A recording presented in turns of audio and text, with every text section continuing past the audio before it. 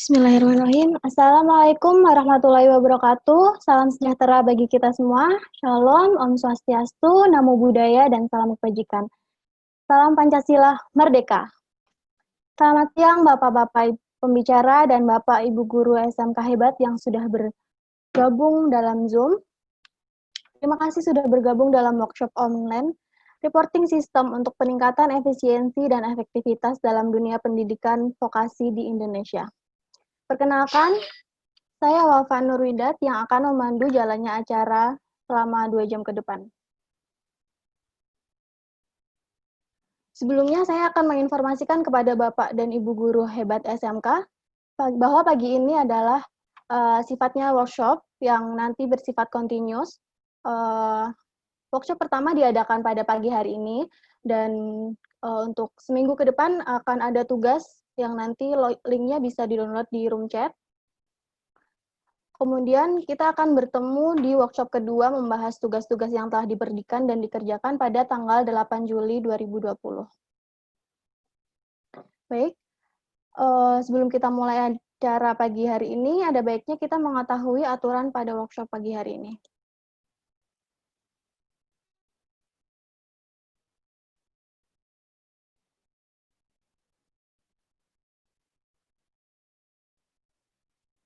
Berikut ketentuan yang harus diperhatikan oleh masing-masing peserta saat mengikuti workshop.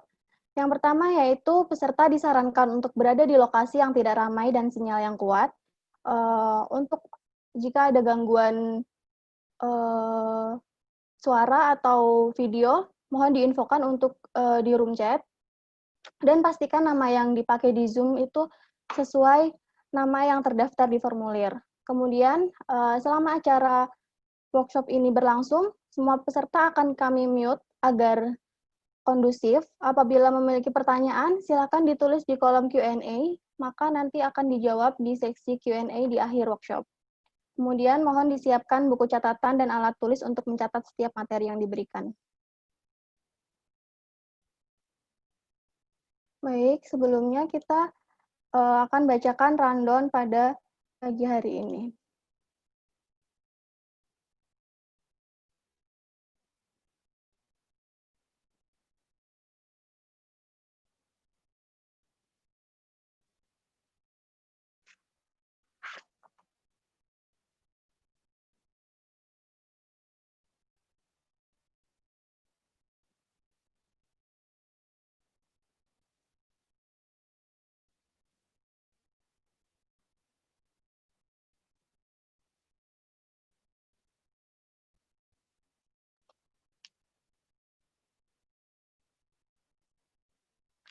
Rundownnya yaitu yang pertama pembukaan, kemudian menyanyikan lagu Padamu Negeri, kemudian ada sambutan oleh Kepala LP2M Polman Astra, lalu sosialisasi program untuk SMK dari Astra Internasional, kemudian penyampaian materi 1, kedua, ketiga, dan keempat, lalu sesi tanya-jawab, dan kesimpulan, kemudian penutupan. Baik, demi kelancaran workshop pagi hari ini, ada baiknya kita buka dengan bacaan doa dan menurut agama dan keyakinan masing-masing. Berdoa dipersilahkan.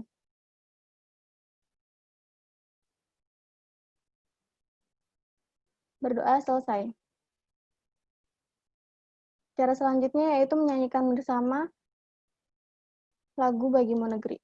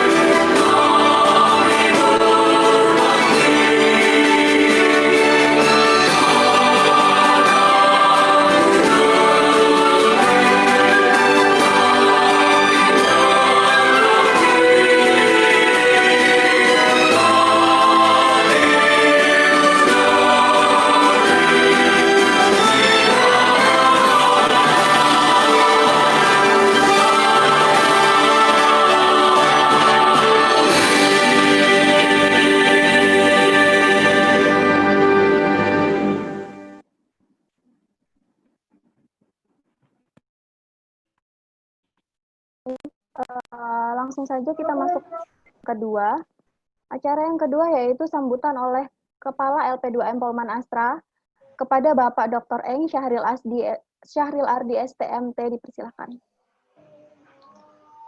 Baik, terima kasih Mbak Wafa ya sebagai moderator. Assalamualaikum warahmatullahi wabarakatuh. Waalaikumsalam warahmatullahi wabarakatuh. Semangat pagi Bapak Ibu guru hebat SMK Indonesia. Pertama-tama kami ingin mengucapkan banyak terima kasih kepada seluruh panitia sehingga webinar workshop kali ini dapat terlaksana dengan baik ya. Banyak yang telah berperan ya di balik acara ini.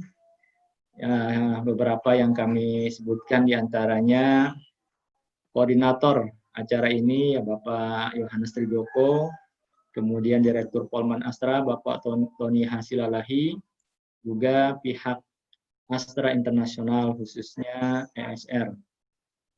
Selanjutnya izinkan saya menyapa Bapak Ibu guru hebat SMK Indonesia. Kami juga melihat bahwa peserta berasal dari berbagai wilayah dan provinsi yang ada di Indonesia ini. Kami sangat senang ya, tercatat kemarin itu ada sekitar 1.000 peserta dan mungkin bisa bertambah karena kegiatan ini juga bisa dilihat di YouTube secara streaming. Kemudian Bapak Ibu yang berbahagia, webinar ini cukup unik karena ini webinar bersifat workshop ya.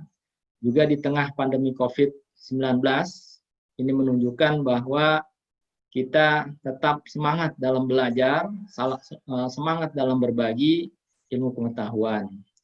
Lebih-lebih tema workshop kali ini yang selalu up to date, yaitu berkaitan dengan sistem pelaporan yang menjadi standar dan format di industri.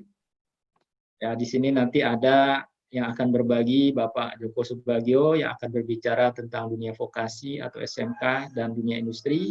Kemudian ada Bapak Edward Rosidi tentang A3 Report.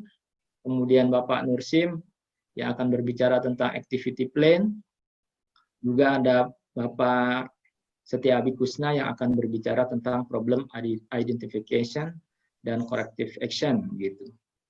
Nah, saya berharap acara ini nanti berjalan dengan lancar ya, dan ini disampaikan oleh rekan-rekan saya yang mereka memang cukup berpengalaman lebih dari 10 tahun di dunia industri dan juga sekaligus sebagai pendidik ya, sebagai instruktur dan juga dosen dan juga aktif melakukan penelitian. Akhirnya saya mengucapkan selamat berworkshop pria ya. Mudah-mudahan berjalan dengan sersan, serius tapi santai. Ya, Bapak Ibu guru hebat SMK. Terima kasih. Wassalamualaikum warahmatullahi wabarakatuh. Waalaikumsalam warahmatullahi wabarakatuh. Terima kasih Bapak Dr. Eng Syahril Ardi STMT atas sambutannya.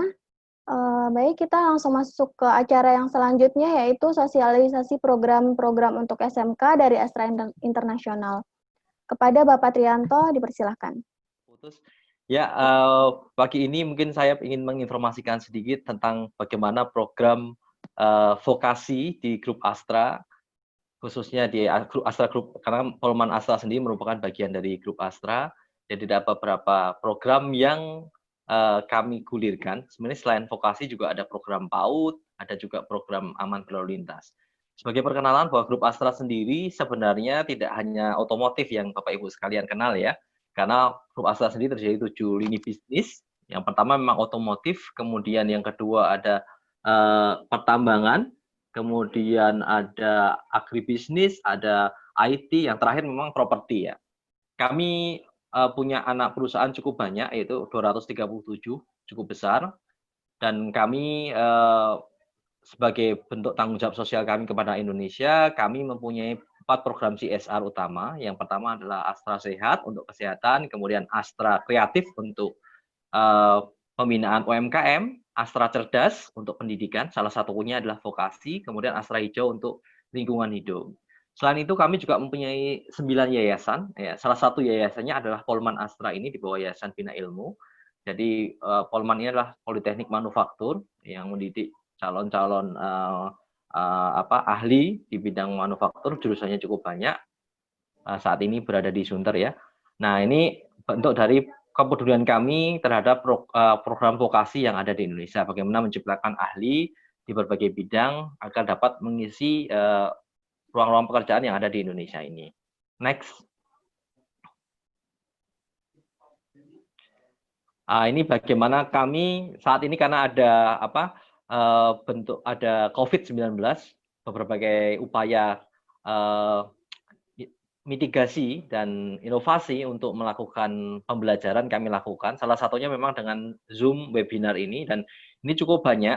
Jadi kami setiap Zoom webinar ini kami abadikan di YouTube channel kami di Guru Hebat Astra. Mungkin yang belum subscribe bisa subscribe di Guru Hebat Astra di YouTube. Di situ banyak sekali, baik yang SMK kemarin mungkin dari Direktur Polman Pak Tony juga sempat mengisi juga. Jadi Bapak Ibu guru yang belum sempat menyaksikan berbagai webinar yang sudah kita selenggarakan bisa ke YouTube channel kami di Guru Hebat Astra. Next. Nah, ini adalah berbagai program yang kita coba gulirkan di grup Astra untuk melakukan pembinaan terhadap SMK, baik secara institusinya maupun secara gurunya. Jadi kita yang pertama adalah program link and match ya. Jadi bagaimana mensinergikan apa yang ada di kebutuhan industri dengan pendidikan yang ada di SMK gitu ya. Kemudian kita coba untuk mendevelop teaching factory di beberapa tempat ya.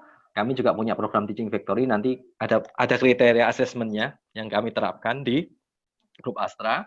Kemudian kita juga melakukan capacity building untuk guru SMK, salah satunya mungkin seperti ini yang dilakukan dengan bekerjasama dengan Polman yang nanti diikuti Bapak Ibu sekalian. Kita juga mengaktifasi para ahli di bidang manufaktur, pertambangan, perkebunan untuk menjadi guru bagi teman-teman guru di seluruh Indonesia.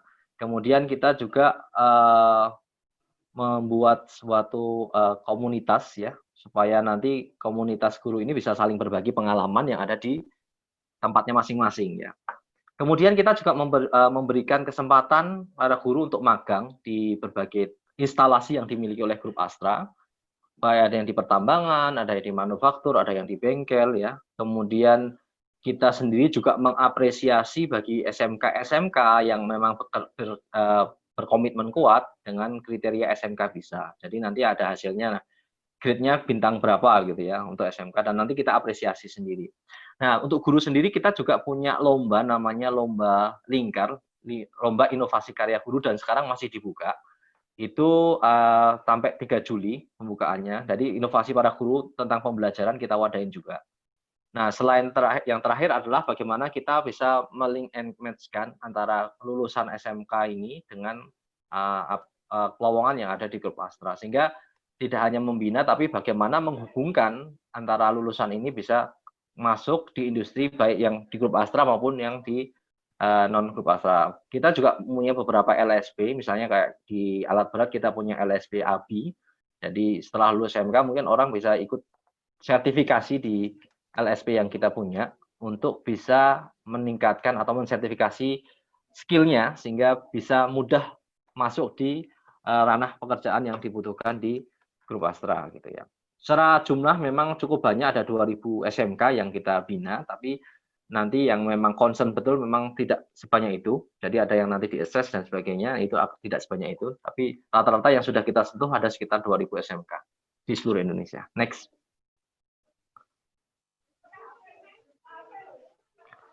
Nah, kami coba sentuh dari empat-empatnya, baik secara, karena grup Astra ini cukup banyak, ada 237 pembina, 237 anak perusahaan. Jadi perusahaan pembina SMK itu kita juga apresiasi karena kami dari Astra Indonesia adalah perusahaan holding. Jadi kita punya beberapa anak perusahaan. Kita selalu apresiasi perusahaan-perusahaan yang melakukan pembinaan terhadap SMK, baik melalui pengurangan pajak ya, apresiasi bagi pembina yang aktif, dan memberikan kesempatan para ahli dari grup Astra untuk menjadi pengajar atau pembimbing dari teman-teman di SMK.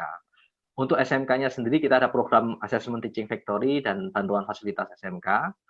Untuk guru SMK kami ada capacity building, kemudian ada magang guru, kemudian ada lomba inovasi tadi yang sudah saya sampaikan.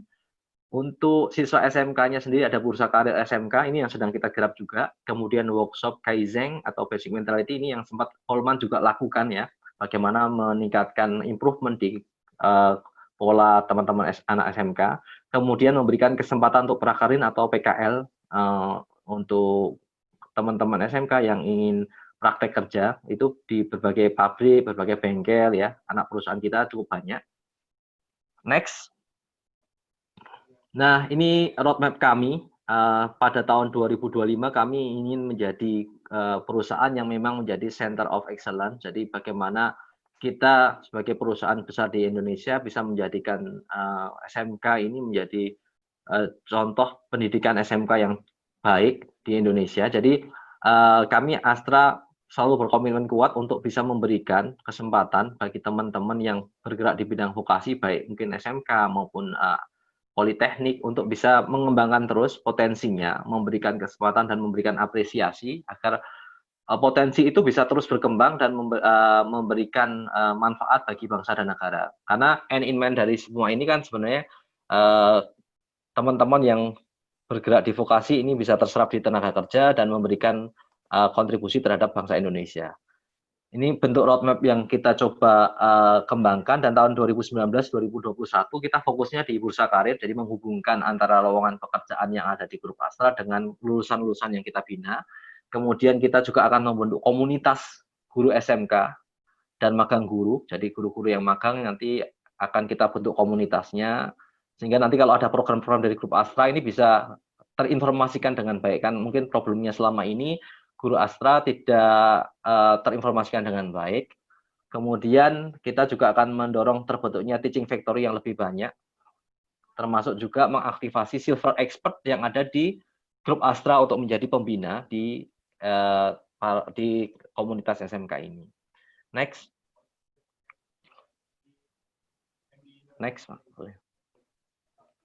Nah, ini adalah lombanya, lomba lingkar. Lingkar masih dibuka, nanti mungkin bisa follow Instagram kami di Guru Hebat SMK, kemudian di YouTube kami Guru Hebat Astra. Silakan nanti bisa melihat tayangan-tayangan atau rekaman seminar yang sudah dilaksanakan di masa pandemi ini. Nah, ini adalah lomba lingkar. Lomba lingkar ini adalah lomba inovasi karya guru. Nanti mungkin admin bisa menginformasikan di chat atau di Q&A. Nah, ini adalah bentuknya, adalah kategorinya ada dari guru SD, SMP, SMA, SMK, ya, rumah pintar, PAUD, bahkan untuk pendidikan khusus, ini untuk SLB kita juga buka. Ini ada kontak personnya, silakan Bapak Ibu guru yang ingin masih mengikuti lomba karya guru ini, kami masih buka sampai 3 Juli. Nanti setelah 3 Juli kita akan mulai penjurian, dan kita akan umumkan sekitar di bulan Agustus September lah, untuk memberikan apresiasi pada Bapak Ibu guru yang mempunyai karya inovasi dalam pembelajaran di seluruh Indonesia. Ini pesertanya yang daftar saat ini sudah mungkin sekitar 5.000-an ya, 5.000-an pendaftar. Monggo masih ada kesempatan ya, dibuka, dan kita akan seleksi. Ini mungkin berapa prasyarat yang dibutuhkan, nanti mungkin bisa dicek juga. Nanti tadi ada linknya, mungkin bisa ditulis juga sama admin di Q&A atau di chat linknya, supaya nanti bisa diakses oleh Bapak Ibu guru. Rasanya ini saya terima kasih sekali Bapak Ibu Polman sudah memfasilitasi kami kegiatan ini, dan pesertanya lumayan cukup banyak. Semoga ini bisa memberikan manfaat untuk kita semua dan memberikan manfaat secara luas kepada bangsa Indonesia. Terima kasih. Monggo silahkan bisa di follow juga YouTube-nya di Guru Hebat Astra. Nanti rekaman ini pun kelihatannya mungkin akan juga terus diupload di sana supaya bisa dilihat lebih banyak lagi oleh guru-guru di Indonesia. Terima kasih. Assalamualaikum warahmatullahi wabarakatuh. Waalaikumsalam warahmatullahi wabarakatuh. Terima kasih Bapak Trianto atas sosialisasi program-program SMK-nya. Gimana nih Bapak dan Ibu Guru Hebat SMK? Apakah tertarik untuk mengikuti lomba lingkar yang masih dibuka sampai 3 Juli nanti? Kalau masih bisa daftar di link yang sudah di-share tadi ya. Langsung saja kita ke materi yang pertama, tapi sebelumnya kita perkenalkan dulu pemateri yang pertama ini.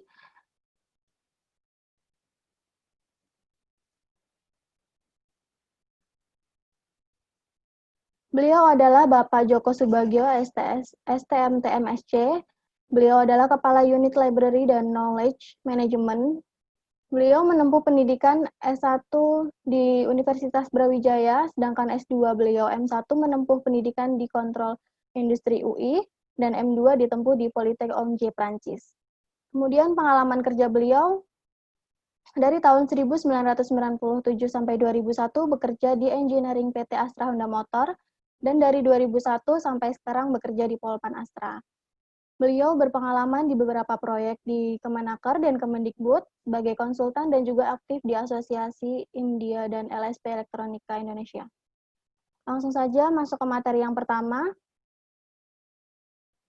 yang berjudul Pernikahan SMK dan Industri dalam Bidang Reporting System, yang akan disampaikan oleh Bapak Joko Subagio, STMT MSc. Kepada Bapak Joko Subagio, STMT MSc, dipersilahkan. Terima kasih, moderator. Selamat pagi, yang saya hormati Bapak Ibu dari Kementerian Pendidikan dan Kebudayaan, yang saya hormati Bapak Ibu dari SR PT Astra Internasional, Pak Bondan, Pak Bima, Pak Trianto, dan saya hormati Bapak Ibu dari Manajemen Politeknik Manufaktur Astra, Pak Tony Salahi dan jajarannya, Pak Saril Adi sebagai Ketua LP2M, dan Bapak Ibu Guru Hebat SMK peserta webinar nasional dan workshop online pada hari ini yang saya hormati. Assalamualaikum warahmatullahi wabarakatuh. Dalam waktu 15 menit ke depan, saya akan menjelaskan kepada Bapak Ibu sebuah konsep pernikahan yang paling simpel yang akan membantu Bapak Ibu mewujudkan link and match sekolah SMK Bapak Ibu dengan industri melalui reporting system. Di akhir presentasi, saya berharap Bapak dan Ibu akan bisa memahami keunggulan dan manfaat yang didapat dari reporting system yang efektif dan efisien. Sebelumnya, izinkan saya untuk share materi hari ini.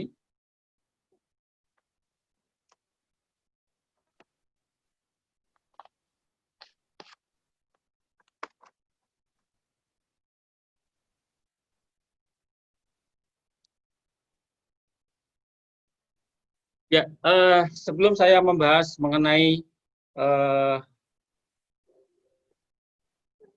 konsep pernikahan SMK dan industri dalam hal reporting system, saya akan share sedikit mengenai konsep-konsep pernikahan SMK dan industri yang disampaikan oleh Bapak Dirjen dan Bapak Direktur di Direktorat Jenderal Pendidikan Vokasi. Kalau kita perhatikan arahan dari Bapak Presiden Jokowi terhadap percepatan pembangunan SDM unggul 2020 sampai 2024, beliau menekankan untuk perbaikan piramida kualifikasi tenaga kerja agar menjadi tenaga yang terlatih, terampil, dan siap untuk diserap oleh industri. Nah, sebagai bagian dari pendidikan vokasi, pendidikan kejuruan SMK di daerah-daerah diharapkan bisa dihubungkan atau menghubungkan dengan industri-industri agar lulusannya dapat sesuai dengan kebutuhan industri dan siap untuk menerima hal-hal yang baru. Karena kita ketahui di sekolah sama di industri terdapat gap atau perbedaan mungkin mengenai peralatan, mungkin mengenai materi pengajarannya, dan juga teknologinya. Makanya kita siapkan lulusan-lulusan kita untuk bisa menerima hal-hal yang baru tersebut. Berikutnya adalah Pak Presiden sudah menyiapkan jajarannya melalui Kementerian Pendidikan dan Kebudayaan. Sekarang ada Direktorat Jenderal Pendidikan Vokasi. Ini yang mengayomi kita semua, SMK dan juga Politeknik-Politeknik. Jadi Bapak Ibu dan kita di Politeknik sekarang satu atap di bawah Direktorat Jenderal Pendidikan Vokasi. di bawah Komando Pak Wikan Sakarinto ada beberapa direktur yang mungkin Bapak Ibu sekalian sudah tidak asing lagi, Pak Bahrun yang dulu di PSMK ya, sekarang menjabat Direktur Sekolah Menengah Kejuruan, ada Pak Beni dari Polman Bandung yang sekarang menjabat Direktur Pendidikan Tinggi Vokasi dan Profesi, dan juga ada direktur yang mengurusi kursus dan pelatihan vokasi, dan ada juga yang didaulat untuk mengurusi kemitraan dan penyelarasan dunia usaha dan dunia industri. Secara lengkap nanti bisa dilihat di web dari pendidikan vokasi, webnya ada di slide, nanti bisa dilihat. Kita akan lihat satu persatu bagaimana Bapak Direktur itu melihat pernikahan itu seperti apa di dalam pendidikan vokasi. Yang pertama, Pak Bahrun dalam sambutannya ya, dalam rangka penyambutan terhadap kontingen WorldSkill Indonesia yang tahun 2019 kita peringkat 15 dunia. Jadi kita memilih beberapa perunggu, ini suatu prestasi yang luar biasa. Beliau dalam sambutannya, dia tetap menghendaki bahwa penyelarasan kurikulum semakin intens harus dilakukan dengan dunia usaha dan dunia industri, supaya lulusan kita itu tidak hanya bisa hebat atau mempunyai kompeten yang hebat, tapi juga bisa diterima oleh dunia usaha dan dunia industri. Berikutnya beliau juga menjelaskan bahwa prasarana dan prasarana di sekolah, ruang belajar, ruang praktek, lab, ya itu harus menghadirkan dunia industri di sekolah. Nah, ini PR besar buat Bapak Ibu sekalian di SMK, karena ini mungkin menjadi kesulitan Bapak Ibu yang sekarang ini mungkin terkendala dana, terkendala geografis, dan sebagainya. Berikutnya dalam seri webinar yang diprakarsai oleh ESR, tadi Pak Trianto sudah menjelaskan atau menceritakan bahwa di seri webinar sebelumnya ESR mengundang Pak Agus Wijanarko selaku pejabat sementara Direktur Pendidikan Tinggi Vokasi dan Profesi, menjelaskan bahwa pernikahan massal pendidikan vokasi dan dunia usaha dan industri itu diharapkan untuk mewujudkan vokasi yang kuat untuk menguatkan Indonesia. Ya, ini sudah dari tahun 2016 sampai sekarang ini selalu mendapat perhatian yang khusus dari pemerintahan sekarang. Beliau mengatakan bahwa link and match-nya bentuknya seperti apa, ya, SMK dan kampus-kampus vokasi serta lembaga pelatihan keterampilan, karena ini sekarang satu atap antara SMK, kampus vokasi ya, politeknik dan lembaga pelatihan keterampilan, itu harus menikah dengan industri dan dunia kerja. Ya, beliau juga menceritakan bagaimana polanya nanti kita akan cari yang terbaik, karena selama ini link and match sudah digembar-gemborkan lama sekali, tapi konkretnya masih banyak kendala di lapangan. Kemudian kita lihat dalam webinar yang diprakarsai oleh Kementerian Pendidikan dan Kebudayaan dan Kementerian Perindustrian, Bapak Wikan Sakarinto sebagai Dirjen Pendidikan Vokasi menjelaskan bahwa masih terjadi gap antara pendidikan formal yang kita jalankan dengan syarat minimal yang diharapkan oleh industri atau dunia usaha, dunia industri. Ya. Bagaimana kita bisa menghilangkan gap atau meminimalkan gap itu, yaitu dengan menjalankan link and match.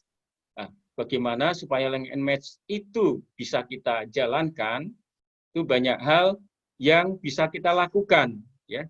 Nah, nanti teman-teman dari Polman Astra selama 1 bulan lebih ini kita membuat materi workshop yang kita jalankan hari ini, ya, supaya Bapak Ibu itu nanti berkenalan dulu dengan budaya industri. Itu salah satu bentuk dari link and match yang coba kita informasikan, kita tawarkan ke Bapak Ibu sekalian untuk dijalankan di sekolah masing-masing. Dalam paparannya, Pak Dirjen, Pak Wikan menyebutkan bahwa ibarat kita memasak kurikulum itu adalah resepnya, sedangkan hasil masakannya adalah lulusannya. Nah, kalau industri atau dunia usaha, dunia industri itu memesan pecel, ya kita harus menyediakan pecel, ya jangan kita menyediakan gado-gado atau karedok gitu, atau bahkan sop. Nah, ini yang perlu kita analogi yang sederhana ini harus kita terjemahkan nanti ke dalam kurikulum yang kita akan jalankan di sekolah. Seandainya sudah kita menghasilkan suatu masakan sesuai dengan pesanan industri, apakah rasa pecel itu sudah sesuai dengan keinginan dari customer kita? Nah, itu yang perlu kita perhatikan. Artinya apa? Kita harus mendekat, ya, kita harus menjalin hubungan dengan dunia usaha, dunia industri. Tantangan menciptakan kompetensi sebetulnya kalau kita di sekolahan lebih fokus ke hard skill sekarang ini. Kami juga sama di Politeknik itu biasanya lebih fokus ke hard skill. Padahal kalau di industri ya biasanya soft skill dan attitude itu juga sangat menentukan karir lulusan kita nanti di industri tersebut. Nah, dari tingkat kesulitan mendidik attitude itu menjadi menurut beliau itu menjadi sesuatu yang lebih sulit, lebih susah dibandingkan kita mendidik soft skill dan hard skill. Ya, makanya kita sebagai ya partner dari Bapak Ibu guru hebat SMK ini mencoba untuk membuat materi-materi atau program-program yang bisa mendaratkan attitude dari industri itu bisa dibudayakan di sekolah Bapak Ibu masing-masing.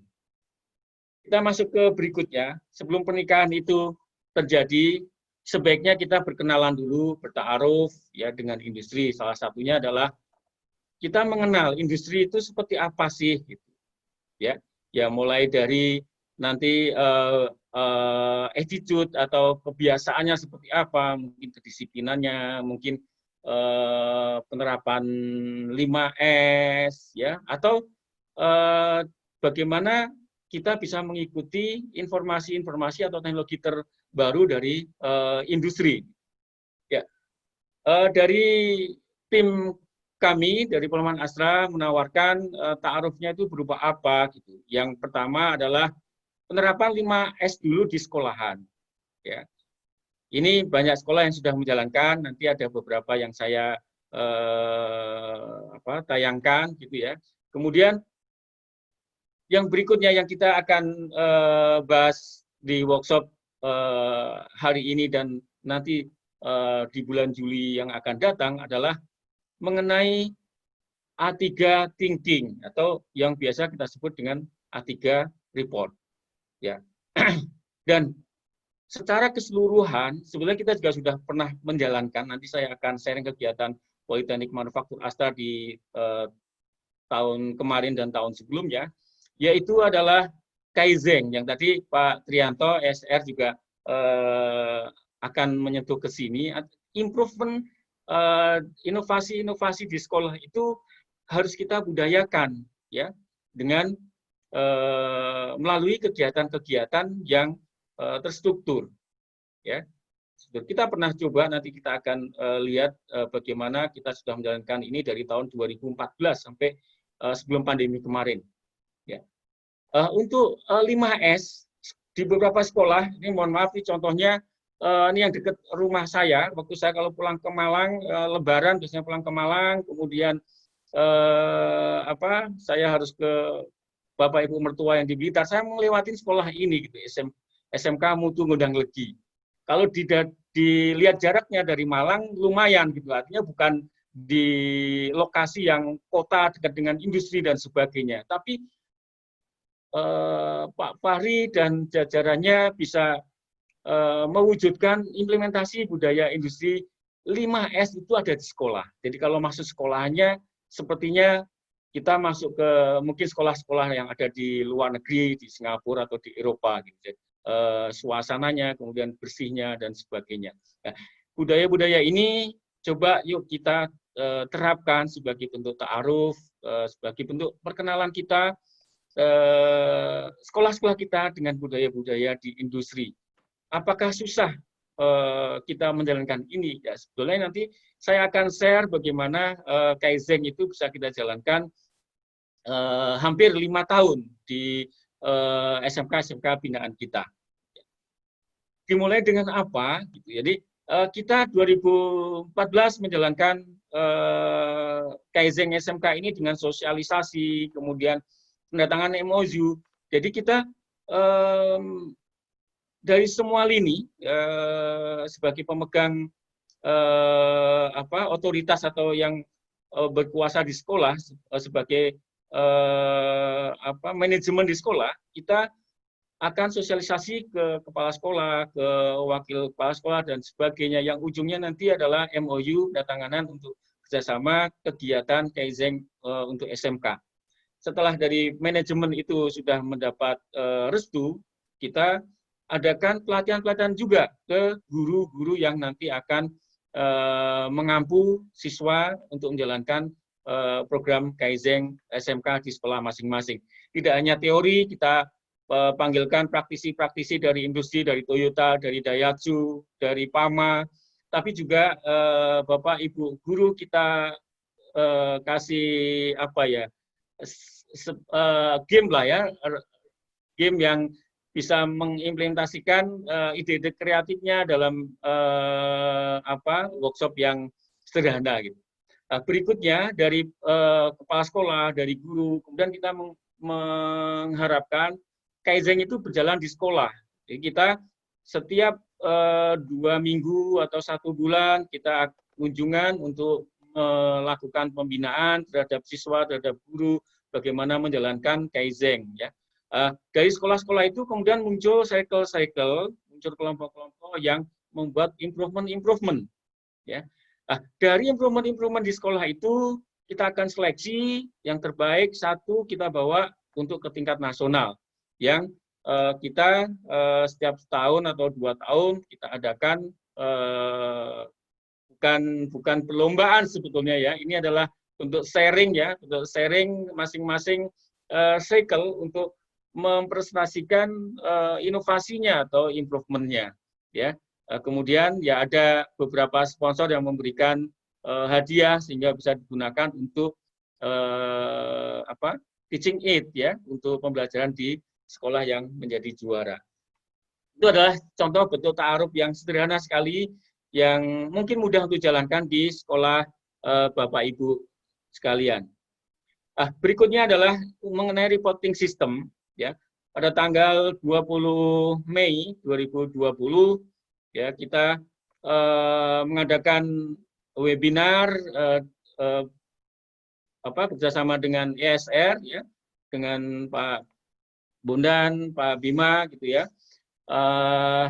Pada tanggal 20 Mei, Pak Direktur Tony Silalahi menjelaskan penerapan reporting system di Politeknik Manufaktur Astra sebagai contoh pendidikan vokasi yang sudah menerapkan reporting system ala industri, kita menyebutnya seperti itu. Gitu. Jadi beliau menjelaskan mulai dari manajemen PDCA, dari strategi, ya, strategi, kemudian reporting yang sederhana yang dalam pengajaran itu kita butuhkan sehari-hari. Ya. Ya, ini nanti juga bisa di-sharing materinya di YouTube juga ada, jadi Bapak Ibu bisa mendengarkan dulu webinar atau melihat webinar yang sudah pernah kita jalankan dalam program Asa Cerdas bulan lalu. Nah, kemudian hari ini kita akan memperkenalkan sedikit konsep yang harapannya karena kita tidak bisa berkunjung ke sekolah Bapak Ibu sekalian, ini ada konsep yang sederhana gitu ya, mengenai A3 thinking atau nanti Pak Edward menyebutnya A3 report ya. A3 report adalah tool yang handal, yang powerful. Ini membangun struktur konkret, membantu pembuat laporan, membuat report itu untuk lebih memahami masalah dan peluang, dan memberikan wawasan tentang cara mengatasi masalah itu dengan peluang yang ada. Nanti akan diberi contoh-contoh yang konkret, sehingga Bapak Ibu mudah untuk melakukan workshopnya, karena nanti ada latihannya. Kemudian tiga thinking ini adalah pendekatan filosofi untuk pemecahan masalah yang berpusat pada pendekatan tim, ya, tim bukan individu, dan dikomunikasikan dengan baik untuk menggunakan atau menjalankan siklus PDCA. Alat yang digunakan untuk menerapkan pola pikir ini adalah A3 report. Nanti tidak hanya untuk problem solving, tapi nanti Pak Edward akan menjelaskan bagaimana sih implementasinya di sekolah-sekolah gitu. Dan kita juga sudah mengimplementasikan di kampus kita. Harapannya dengan materi hari ini, gap antara SMK dan industri itu bisa kita minimalkan, minimal mengenai budaya, mengenai pembentukan karakter siswa-siswa atau nanti lulusan kita, supaya memenuhi apa yang diinginkan oleh industri. Demikian dari saya. Terima kasih. Wassalamualaikum warahmatullahi wabarakatuh. Waktu saya kembalikan ke moderator. Waalaikumsalam warahmatullahi wabarakatuh. Terima kasih kepada Bapak Joko Subagio, STMT MSc, atas materinya yang sangat luar biasa. Dapat kita ambil kesimpulan ya dari materi yang telah disampaikan oleh Bapak Joko, bahwa perkawinan SMK dan industri menjadi hal yang urgent untuk menghasilkan lulusan SMK yang dapat diterima di dunia industri. Kemudian perkawinan atau perjodohan SMK dan industri tidak begitu sulit untuk diwujudkan dengan cara bertaaruf, dengan cara menerapkan budaya reporting system dalam semua kegiatan administrasi sekolah. Misalkan menerapkan 5S di sekolah. Bahkan sekarang pun sudah banyak sekolah-sekolah yang menerapkan 5S ya. Kemudian menerapkan Kaizen Goes to School yang pernah Polman Astra jalankan, dan A3 report yang akan disampaikan dalam workshop ini. Materi selanjutnya akan disampaikan oleh Bapak Edward Roshidi.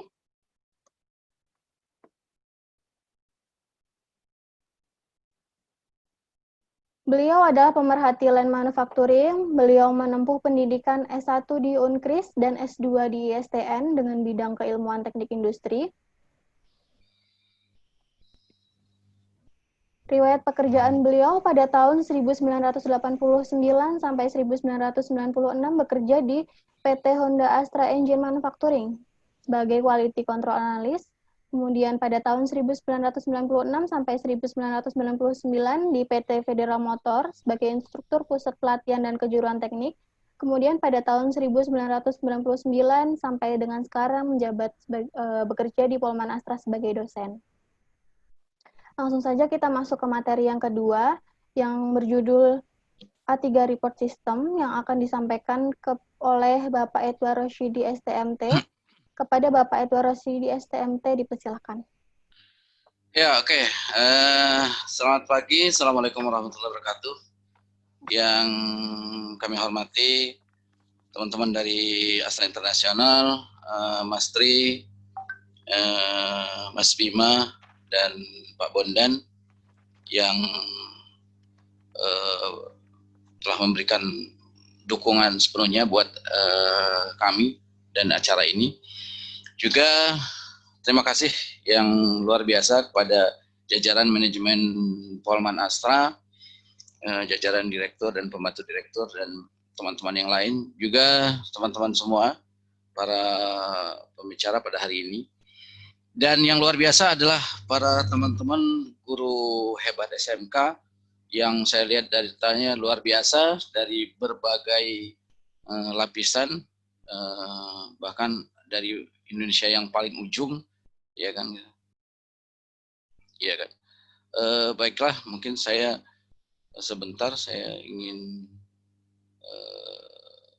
sharing dulu.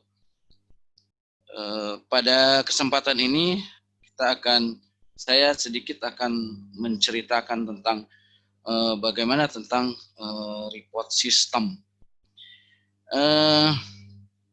Kalau tadi Pak Joko sudah berbicara tentang bagaimana konsep pernikahan dengan industri.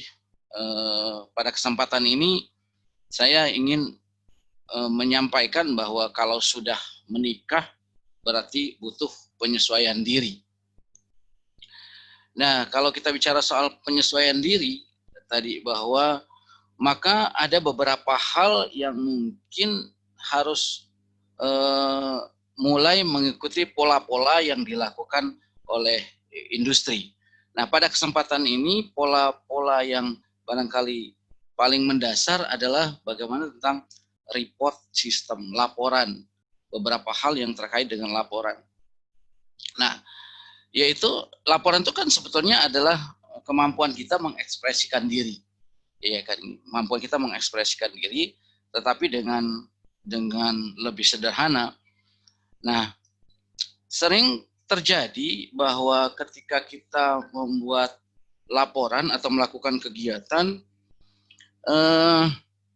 kadang-kadang lebih sulit membuat laporannya daripada kegiatannya. Ini kadang-kadang kejadian kita dalam keseharian. Atau bahkan lebih panjang membuat laporannya dibandingkan dengan kegiatannya sendiri. Nah, pada kesempatan ini saya ingin menyampaikan bagaimana membuat laporan. Sebetulnya A3 itu bagaimana menyederhanakan laporan, laporannya sederhana, kemudian isinya penuh makna. Kira-kira seperti itu gambarannya. Kenapa? Karena tadi kalau yang mau kita tuju secara umum bahwa kalau kita membuat laporan itu atau kita membuat proposal, itu kan kita berharap ada kesepakatan, ya kan, dari sebuah rencana itu dengan cepat. Bahkan ketika kita menyampaikan laporan itu juga kita dibatasi oleh waktu. Jadi kalau di industri itu waktu itu menjadi satu hal yang sangat penting, ya. Iya kan gitu. Jadi saya kadang-kadang berpikir ada pepatah lama kita, biar lambat asal selamat, itu di industri kadang-kadang nggak bisa dipakai. Kalau di industri itu biar cepat asal selamat gitu kan gitu. Nah, bayangkan, jadi mungkin dalam beberapa implementasi sebetulnya presentasi laporan tuh ya kita berharap 10 menit sudah selesai dan orang lain mengerti.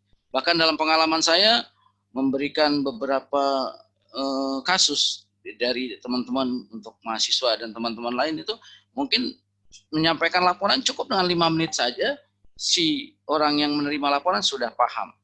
Maka laporan harus dibuat seefektif mungkin. Jadi kembali lagi dengan isinya yang logis, persuasif dan padat.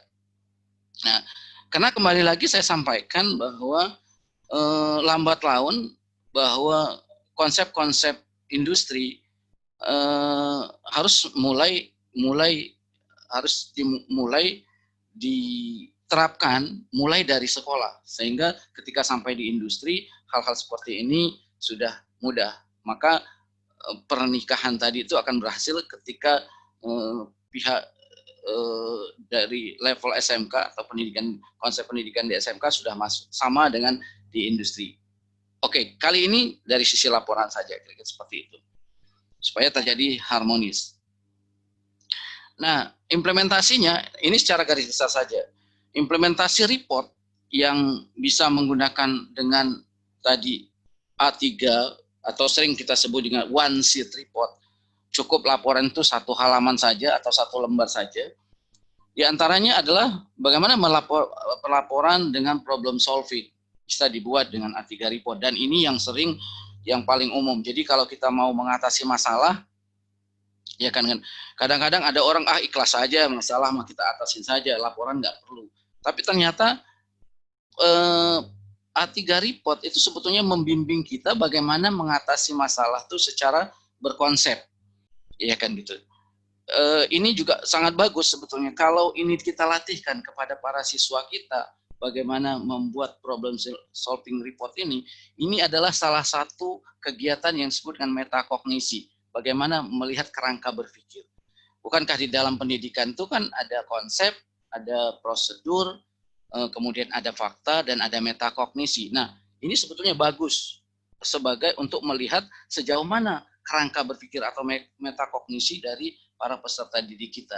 Jadi kerangka berpikirnya digiring melalui problem solving report atau A3 report tadi. Nah, kemudian yang kedua kita bisa terapkan pada on the job training report. Iya kan, ini ada satu aktivitas on the job training, atau kalau di SMK itu apa ya, PSG atau praktek kerja gitu kan gitu. Nah, kalau kita lihat praktek kerja itu kan kadang-kadang dibebankan oleh laporan yang berhalaman-halaman, bahkan puluhan, bahkan ada yang ratusan halaman mungkin ya. Nah, kita mencoba untuk bisa loh dibuat laporan itu praktek kerja yang walaupun sekian bulan itu bisa dibuat dengan 1 halaman untuk laporan praktek kerja. Kemudian bisa juga diterapkan untuk budget proposal. Nah, biasanya sering terjadi di kita. Kalau kita bikin proposal pengajuan budget, pengajuan kegiatan itu sebetulnya kadang-kadang lama. Padahal tadi proposal itu kita butuh persetujuan cepat, tapi karena memang proposalnya juga berbelit-belit dan berlembar-lembar sehingga sangat mungkin ini terhambat. Jadi kalau ada atasan atau ada orang pihak lain yang mengatakan, wah maaf mas, proposalnya sedang saya pelajari. Ya wajar saja, karena proposal yang kita buat berhalaman-halaman. Jadi kalau dia baca proposalnya 3-4 halaman, dia butuh 3-4 hari mungkin jadi lama, sehingga ini juga membuat tidak efektif. Padahal kita bisa loh membuat proposal itu cukup dengan 1 halaman saja, atau tadi A3 report atau one sheet report lah, atau one sheet proposal. Nah kemudian, nah ini ada yang saya coba modifikasi, itu adalah job sheet. Job sheet itu kan adalah bagaimana perintah kerja pada saat siswa SMK biasanya job sheet. Karena saya dulu juga, saya alumni SMK atau STF zaman dulu ya. Saya juga merasakan betapa job sheet itu berhalaman-halaman ya. Dan sebetulnya job sheet pun bisa kita buat menjadi 1 halaman saja.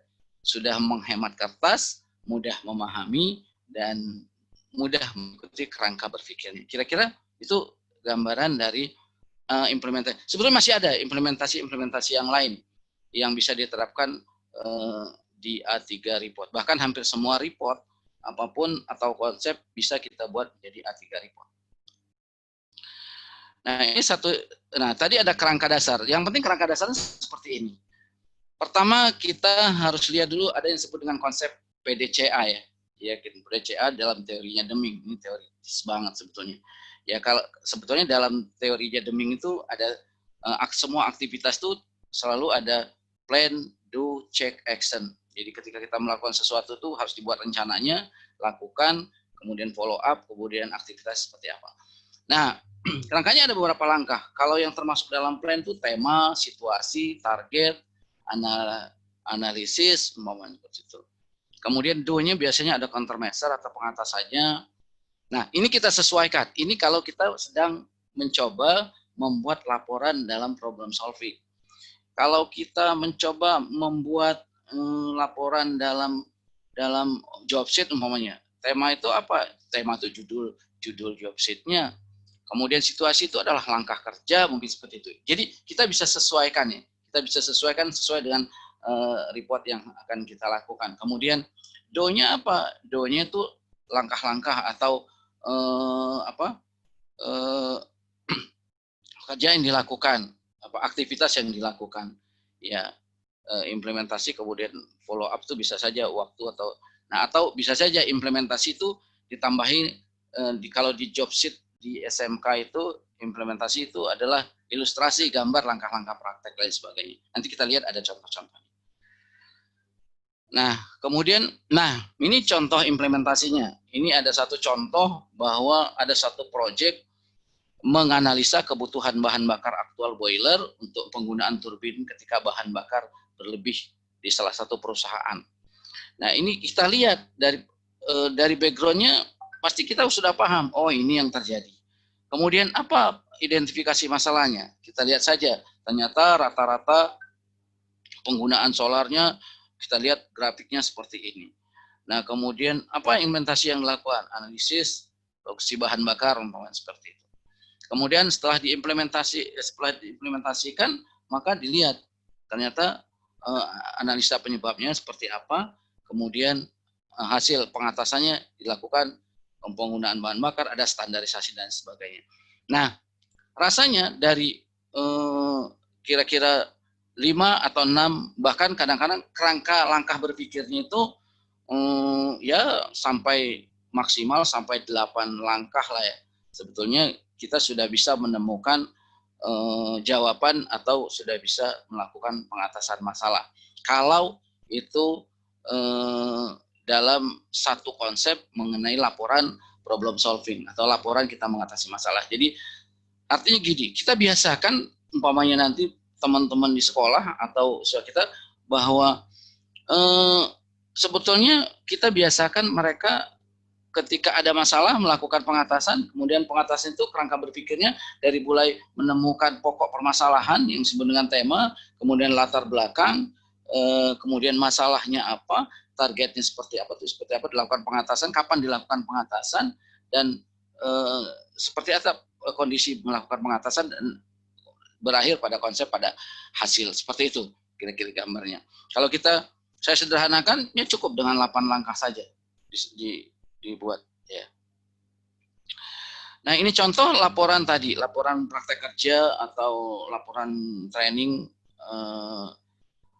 dalam kegiatan-kegiatan di pabrik atau mungkin saja bisa di sekolah. Umpamanya disesuaikan saja. Langkah pertama ada data siswa, langkah kedua sebetulnya temanya mereka apa, kemudian tujuannya seperti apa, aktivitasnya seperti apa. Kalau kita lihat ada 1, 2, 3, 4, 5, 6, 7. Ada 7 langkah berpikir dalam membuat laporan praktek kerja atau laporan PSG seperti itu. Nah, yang penting bahwa kerangka ini bisa menyesuaikan tergantung laporan yang akan kita buat ya. Jadi jangan terpaku pada ya problem solving. Setiap implementasi A3 report ini bisa menyesuaikan tadi ya kan. Jadi 8 langkah itu mulai dari latar belakang, tema dan sebagainya itu akan menyesuaikan. Nah, ini satu contoh yang coba saya implementasikan tentang ternyata di dalam job sheet kegiatan praktek di sekolah itu, di SMK atau dulu STM namanya, itu kerangka berpikirnya saya dapatkan 6. Kalau ada yang ingin ditambah silakan saja. Biasanya tidak lebih dari 8 kerangkanya. Ya, umpamanya yang pertama kalau kita bikin job sheet, petunjuk kerja untuk siswa. Kemudian kesehatan dan keselamatan kerja. Kemudian alat yang dibutuhkan. Kemudian ilustrasi gambar. Kemudian langkah-langkah yang harus dilakukan. Ya kan, gambar. Nah, ini kira-kira yang kemudian tugas yang mereka harus lakukan apa. Dan ternyata cukup dengan 1 halaman saja, dan ketika membaca 1 halaman itu jauh lebih cepat dibandingkan dengan berhalaman-halaman. Sehingga mungkin jangan sampai mereka mau prakteknya 2 jam, memahami job sheet saja butuh setengah jam dan sebagainya, sehingga ini tidak efektif secara waktu. Nah, ini contoh proposal kegiatan. Kita lihat nama proyeknya seperti apa, tujuannya apa, latar belakang seperti apa. Kemudian kalau kita lihat siapa timnya siapa, sampai kepada approval-nya siapa saja yang harus tanda tangan, disesuaikan dengan, sehingga proposal kita tadi kalau kita butuh persetujuan dengan 1 halaman ini mungkin yang kita ajukan buat orang yang berkepentingan terhadap proposal ini juga akan lebih cepat. Tidak ada alasan, wah saya belum bisa pelajari proposalnya. Proposal cuma 1 halaman, mau dipelajari apanya lagi gitu. Sehingga memudahkan kita untuk mendapat kesepakatan. Karena salah satu tadi urgensinya dalam A3 report itu mempercepat kita untuk mendapat kesepakatan. Ya, oke. Nah, lalu apa untuk report yang baik itu kan mesti kita tahu teknik berpikir jernih. Berpikir jernih itu ya maunya ketika membuat proposal kita harus berada pada tempat yang tenang, ya kan, juga tidak situasi badan sehat dan lain sebagainya. Ya, jadi jangan pernah kita membuat report dalam keadaan sedang galau gitu kan gitu. Itu artinya teknik berpikir jernih, berpikir kreatif. Ya, ini harus kita lakukan. Artinya pemilihan bahasa dan lain sebagainya itu juga harus terstruktur ya. Nah, kata-katanya sederhana, ya kan. Jadi dibuat kata-kata itu sederhana, tidak berbelit-belit, ya kan gitu. Sampaikan bahwa sesuai dengan fungsi bahasa itu adalah menyampaikan sesuatu sesuai dengan apa adanya, itu fungsi bahasa. Itu kira-kira seperti itu. Nah, kalau kita bicara struktur laporan, ini adalah pendahuluan, kemudian ada pertengahan, akhir, dan kesimpulan. Tadi ada 6 langkah atau paling maksimal 8 langkah lah ya, kalau kita membuat laporan. Nah, ini mungkin salah satu contoh ini sebagai latihan nanti. Ini saya sudah kasih guideline-nya, contoh-contohnya yang nanti bisa diteruskan, nanti akan diberikan oleh moderator nanti formnya, dan ini adalah ada sampai dengan 7 tingkatan kerangka berpikir ya kan gitu. Nanti bisa dicobakan di tempatnya teman-teman para guru SMK Hebat ini, bisa dilatih dengan nanti akan ditetapkan oleh moderator. Ini formnya. Kira-kira seperti itu gambarannya. Ini sih mekanisme laporan secara umum kalau di perusahaan tuh mulai dari pimpinan bawah, pimpinan menengah, dan pimpinan puncak. Jadi bahwa harus ada partisipasi antara atasan ke bawahan dan seterusnya ya. Jadi itu yang Bapak dan Ibu guru SMK Hebat, bahwa dalam konteks ini jika bahasa tidak benar maka apa yang disampaikan bukanlah apa yang dimaksud. Jadi jika apa yang diucapkan bukan apa yang dimaksudkan, maka apa yang harus dilakukan akan tetap tidak dilakukan. Begitu kita kira-kira satu statement hari ini. Dan terakhir bahwa kalau kita membuat laporan, ya kan gunakan lebih banyak kata daripada yang diperlukan. Jadi seperlunya saja menggunakan kata-kata, gunakan kata-kata yang dikenal, ya kan sesuai dengan siapa yang akan membaca laporan kita. Ya gunakan kata-kata yang pasti ya. Itu seperti itu. Mungkin itu dari saya, mudah-mudahan bermanfaat, dan saya kembalikan kepada moderator. Semoga kita sehat semuanya. Assalamualaikum warahmatullahi wabarakatuh. Waalaikumsalam warahmatullahi wabarakatuh. Terima kasih Bapak Edward Rosyidi STMT atas materinya yang bermanfaat ya. Dapat diambil kesimpulan dari materi yang telah disampaikan oleh Bapak Edward, yaitu A3 Report merupakan laporan yang disusun dalam kertas A3 yang digunakan untuk mengajukan dan memperoleh pertanyaan atau sebuah penilaian sebuah rencana. Kemudian kelebihan dari A3 Report adalah dokumen-dokumen problem solving dapat disimpan dan diarsipkan dengan mudah. Setelah masalah selesai dan kualitas meningkat, jangan dibuang begitu saja ya dokumentasi A3 Reportnya, karena dokumentasi tersebut dihimpun untuk mengawetkan respon-respon terhadap masalah, pengetahuan teknis, dan perencanaan ataupun sebagainya. Baik, kita langsung saja masuk ke materi yang ketiga. Pemateri yang ketiga yaitu akan disampaikan oleh Bapak Nursim STMT. Beliau menempuh pendidikan S1 di Universitas Bina Nusantara dan S2 di ISTN dengan mengambil bidang keilmuan manajemen teknologi. Kemudian riwayat pekerjaan beliau yaitu pada tahun 1997 sampai 1998 di Vehicle Logistik Department pada PT Toyota Astra Motor. Kemudian pada tahun 2001 sampai sekarang beliau bekerja di Polman Astra sebagai dosen teknik produksi dan proses manufaktur. Dan beliau juga pernah mengikuti training di Nissan Diesel Jepang sebagai Quality Assurance dan Welding Teacher dan Welder SLV Duisburg Certified di Akademi Migas Cepu, kemudian Safety Officer Development Program. Langsung saja kepada Bapak Nursim STMT, dipersilakan untuk menyampaikan materi dengan berjudul Activity Plan. Baik, terima kasih Saudara Moderator.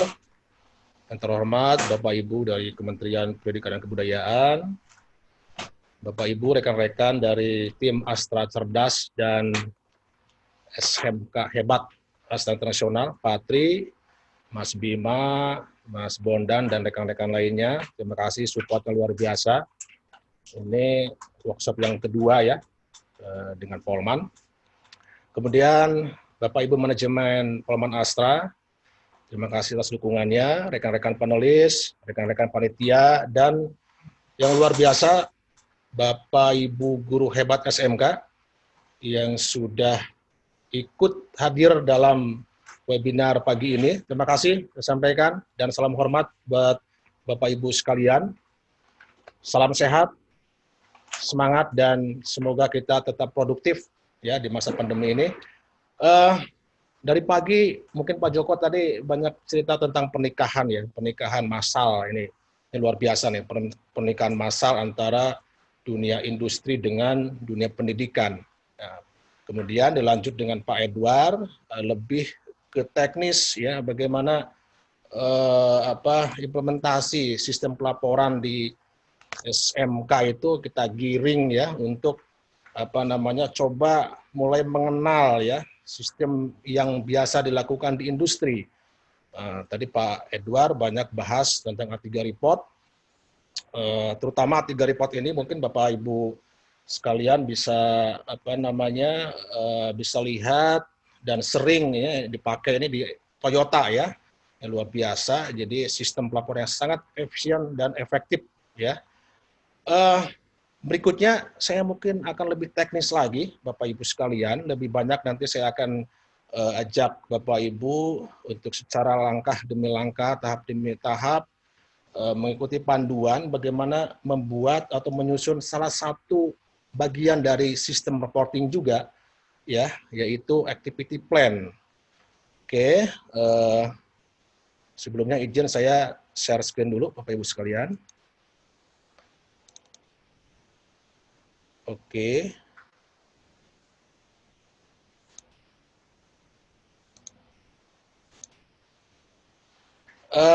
Baik.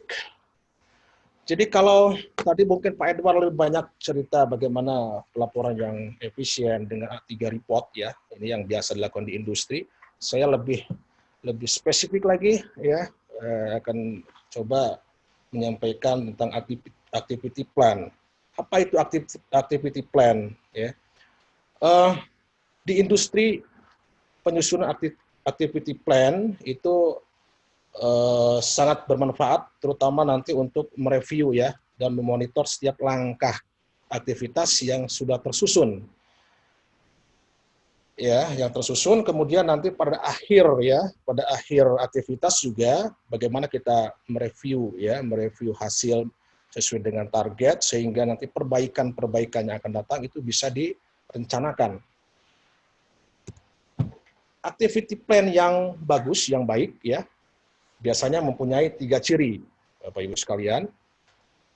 Yang pertama, activity plan harus mempunyai struktur yang logis, ya, harus mempunyai struktur yang logis, ya. Kata-kata yang sederhana serta penyajian yang baik dan jelas, ya. Jadi di dalam activity plan, langkah-langkah panduan harus dibuat secara terstruktur, ya, terkait baik dari uraian aktivitas, kemudian rencana aktivitas sampai target dan capaiannya harus yang terukur. Nanti di slide berikutnya saya akan jelaskan bagaimana kita acuan kita membuat target ya, kemudian bagaimana simbol dan objektif di capaian kita seperti apa cara mengisinya ya. Jadi seperti itu activity plan kenapa kita perlukan ya dalam sistem pelaporan ya. Activity plan juga sangat penting katanya dengan sistem pelaporan yang efektif. Ini kaitannya dengan activity plan akan menjadi panduan ya mengenai arah pekerjaan yang dilakukan. Kemudian jika kita menyusun activity plan dengan baik dan jelas, maka fokus ya pekerjaan dan tujuan kita menjadi lebih jelas. Kemudian membantu tim member ya anggota organisasi kita untuk tetap berkomitmen terhadap pekerjaannya. Kemudian di sini progres dari pekerjaan kita itu dapat dimonitor dengan jelas ya, dilihat dari schedule-nya ya, kemudian objektif capaiannya itu bisa dilihat dengan jelas. Dan terakhir ini juga kita juga bisa menentukan skala-skala prioritas aktivitas mana saja yang nanti akan kita susun menjadi sebuah pekerjaan di lapangan. Seperti itu ya Bapak Ibu. Ya, ini ciri activity plan tadi yang saya sampaikan ya. Jadi yang baik harus secara lengkap ya, tadi jelas ya, kemudian harus relevan ya dengan situasi yang ada. Struktur ya, struktur dari activity plan ini, jadi objektif tadi ya, kemudian schedule-nya, kemudian nanti targetnya ya, itu harus jelas disusun. Nah, kemudian ini langkah-langkahnya Bapak Ibu, mungkin ini lebih teknis. Di akhir sesi juga nanti kami akan sampaikan mungkin tugas sedikit untuk rekan-rekan, Bapak-Bapak, Ibu guru hebat ini bagaimana menyusun activity plan. Oke, ini kita mulai dari kolom yang pertama nih, bisa dilihat Bapak Ibu, kolom paling atas ini biasanya kita isi dengan logo ya. Bisa juga mungkin moto ya. Jadi ini tidak tidak saklek lah, tidak kaku, silakan misalnya yang di kiri atas itu mau dikasih simbol atau moto sekolah masing-masing juga boleh, silakan. Kemudian bergeser ke kolom sebelah kanannya, di situ ada visi ya, ada visi organisasi. Nah itu bisa diisi ya, visi organisasi atau institusi Bapak Ibu ya. Kemudian jika sudah diisi, kemudian nanti geser ke yang paling kiri Bapak Ibu, di situ ada kolom poin kebijakan. Sebetulnya kalau format lengkapnya ini satu Excel penuh gitu ya. Cuman karena di dalam bentuk slide saya coba potong-potong parsial, mungkin biar lebih jelas saya menjelaskannya. Oke, pada poin kebijakan ya, pada poin kebijakan itu kita isi tema yang sifatnya generik. Jadi mungkin kalau di SMK itu kan ada ada 8 standar, ya, 8 standar kegiatan apa itu di SMK. Kemudian jika misalnya di industri ini, saya contohkan industri kebetulan, misalnya kita fokus ke 4M1E ya, ini manusia misalnya, itu poin kebijakan. Jadi sifatnya generik Bapak Ibu ya, masih umum sifatnya. Kemudian geser ke kolom yang kedua. Nah ini yang kolom yang kedua ini sudah lebih spesifik lagi, sudah lebih detail lagi. Jadi dari yang tadi umum ya, kita terjemahkan ke tema yang lebih khusus ya, lebih spesifik ya. Misalnya kalau saya contohkan tadi di poin kebijakan itu terkait dengan manusia atau men, maka temanya bisa saja misalnya peningkatan rasio instruktur terhadap siswa ya, atau misalnya rasio pengajar terhadap siswa didik dan sebagainya ya. Tema di sini ini bisa lebih dari satu, tergantung nanti turunan dari poin kebijakan yang tadi di kolom yang sebelumnya ya, seperti itu. Nah kemudian berikutnya ke target ya, kolom berikutnya itu ada target pencapaian. Jadi strukturnya seperti itu ya Bapak Ibu, poin kebijakan, tema, kemudian ada target pencapaian. Nah mungkin Bapak Ibu sering atau pernah mendengar, pernah sedikit berdiskusi tentang bagaimana kita menyusun atau acuan membuat target ya. Nah, misalnya di Astra itu ada acuannya ya. Kita menyebutnya SMART. Nah, ya. Apa itu SMART? Nah, kalau bikin target itu yang pertama harus spesifik ya. Artinya spesifiknya tidak menimbulkan multitafsir, harus jelas ya, harus clear gitu ya. Itu targetnya. Kemudian M-nya measurable. Jadi harus secara kuantitatif dapat dievaluasi atau diukur ya, measurable ya. Kemudian achievement ini harus menantang ya, targetnya harus menantang, memotivasi, tetapi harus tetap sesuai kapasitas diri. Artinya jangan kita membuat target tetapi yang awang-awang yang agak sulit kita mencapainya atau nggak mungkin gitu ya. Menantang tapi tetap sesuai kapasitas diri. Kemudian realistis ya, tadi ya, dapat dilaksanakan tadi hubungannya dengan achievement tadi. Ya, kemudian harus berbasis waktu ya. Jadi di sini kalau kita membuat target harus terukur waktunya. Makanya di activity plan itu nanti setelah ini ada kolom berikutnya, itu ada kolom untuk schedule ya, untuk penjadwalannya. Nah, ini tadi contohnya di bawahnya ada contoh untuk target misalnya ya. Ketika kita bicara peningkatan rasio instruktur dan siswa, ini rasionya misalnya 1:8. Nah, nanti kita lihat di ujungnya ya, bagaimana update capaiannya, seperti apa bentuk kolomnya. Ya, next ini ya slide berikutnya. Ini kalau kita buat memanjang ini sebetulnya lanjutan kolom berikutnya Bapak Ibu ya. Nah, setelah target tadi berikutnya ada aktivitas detail, atau mungkin kita lihat dulu yang atasnya ya Bapak Ibu, di situ masih bisa dimasukkan misi organisasi ya. Silakan, misalnya institusi kita punya misi apa, silakan sesuai dengan sekolah kita misalnya. Ya sebetulnya misi, visi, kemudian tadi logo itu kan sebagai identitas ya, identitas laporan kita ya, bahwa laporan kita ini legal dan merupakan suatu laporan yang sudah tersosialisasi ya di organisasi kita. Oke, baik, yang berikutnya tadi yang kolom aktivitas detail ya. Nah, di aktivitas detail ini ya, ini sudah mulai dirinci ya berbagai aktivitas yang mendukung pencapaian target dan objektif tema yang tadi sebelumnya di kolom sebelumnya tadi ya, Bapak Ibu ya. Jadi kalau tadi masih berupa tema ya ada target. Ya, kalau di sini berarti rincian aktivitasnya. Nah, ketika menyusun di sini diperhatikan, tadi Pak Edward juga sudah disampaikan bahwa membuat laporan yang efisien efektif itu usahakan sederhana mungkin menggunakan narasi-narasi ya yang sulit dipahami ya gitu ya. Jadi sederhana saja ya, to the point, step by step kata-katanya itu ya. Tapi ini bisa mudah ya ketika orang lapangan atau kita melaksanakan aktivitas ini itu bisa dengan mudah diimplementasikan. Nah, ini yang penting.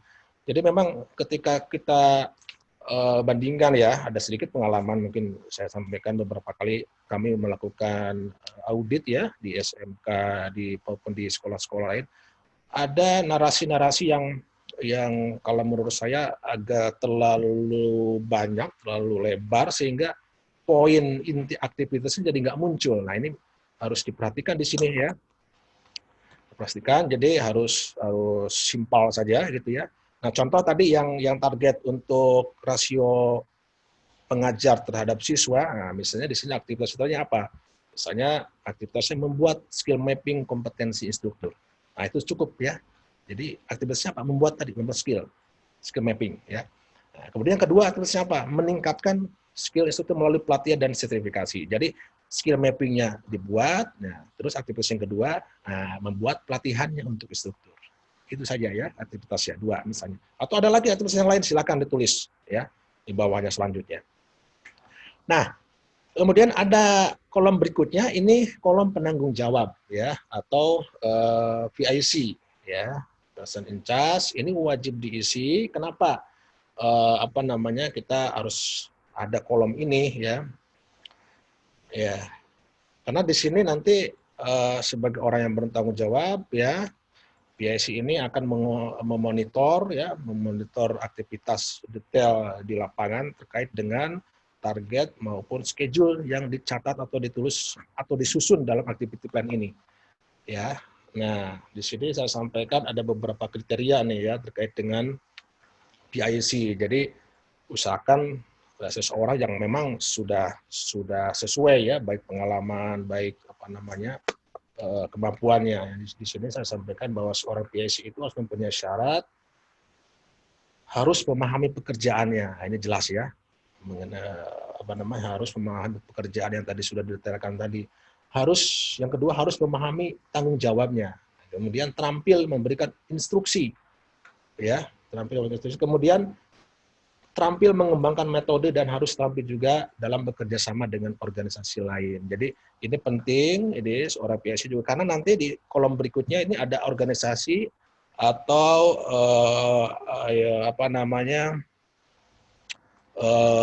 bagian yang terkait ya, bagian yang terkait dengan aktivitas ini. Gitu. Oke, ini penanggung jawab saya contohkan di bawahnya. Biasanya kita berikan inisial saja, ya. Ini SAB misalnya, ini mohon maaf nih. Salah satu rekan penulis saya, Pak Setia Abikusna, saya cantumkan sebagai contoh di sini. Kemudian di bawahnya ini ada Pak Ambar Satmoko, saya serikas dengan ASA gitu ya. Ini untuk ini aja, untuk memudahkan saja ya. Nah, kemudian tadi ya organisasi yang terkait dengan aktivitas kita. Ya. Nah, kita semua meyakini bahwa tim yang hebat akan mampu menghasilkan kinerja yang baik, ya, dibandingkan dengan sekelompok dibandingkan dengan kerja yang individu itu ya, yang hanya bekerja di dalam departemen atau bagiannya sendiri. Nah, dalam kaitannya dengan kerjasama antar fungsi atau antar organisasi juga harus diperhatikan ya. Yang pertama, kejelasan tanggung jawab dan otoritas. Nah, ini harus clear. Apa bagiannya, siapa bagiannya apa. Nah, ini harus clear ya.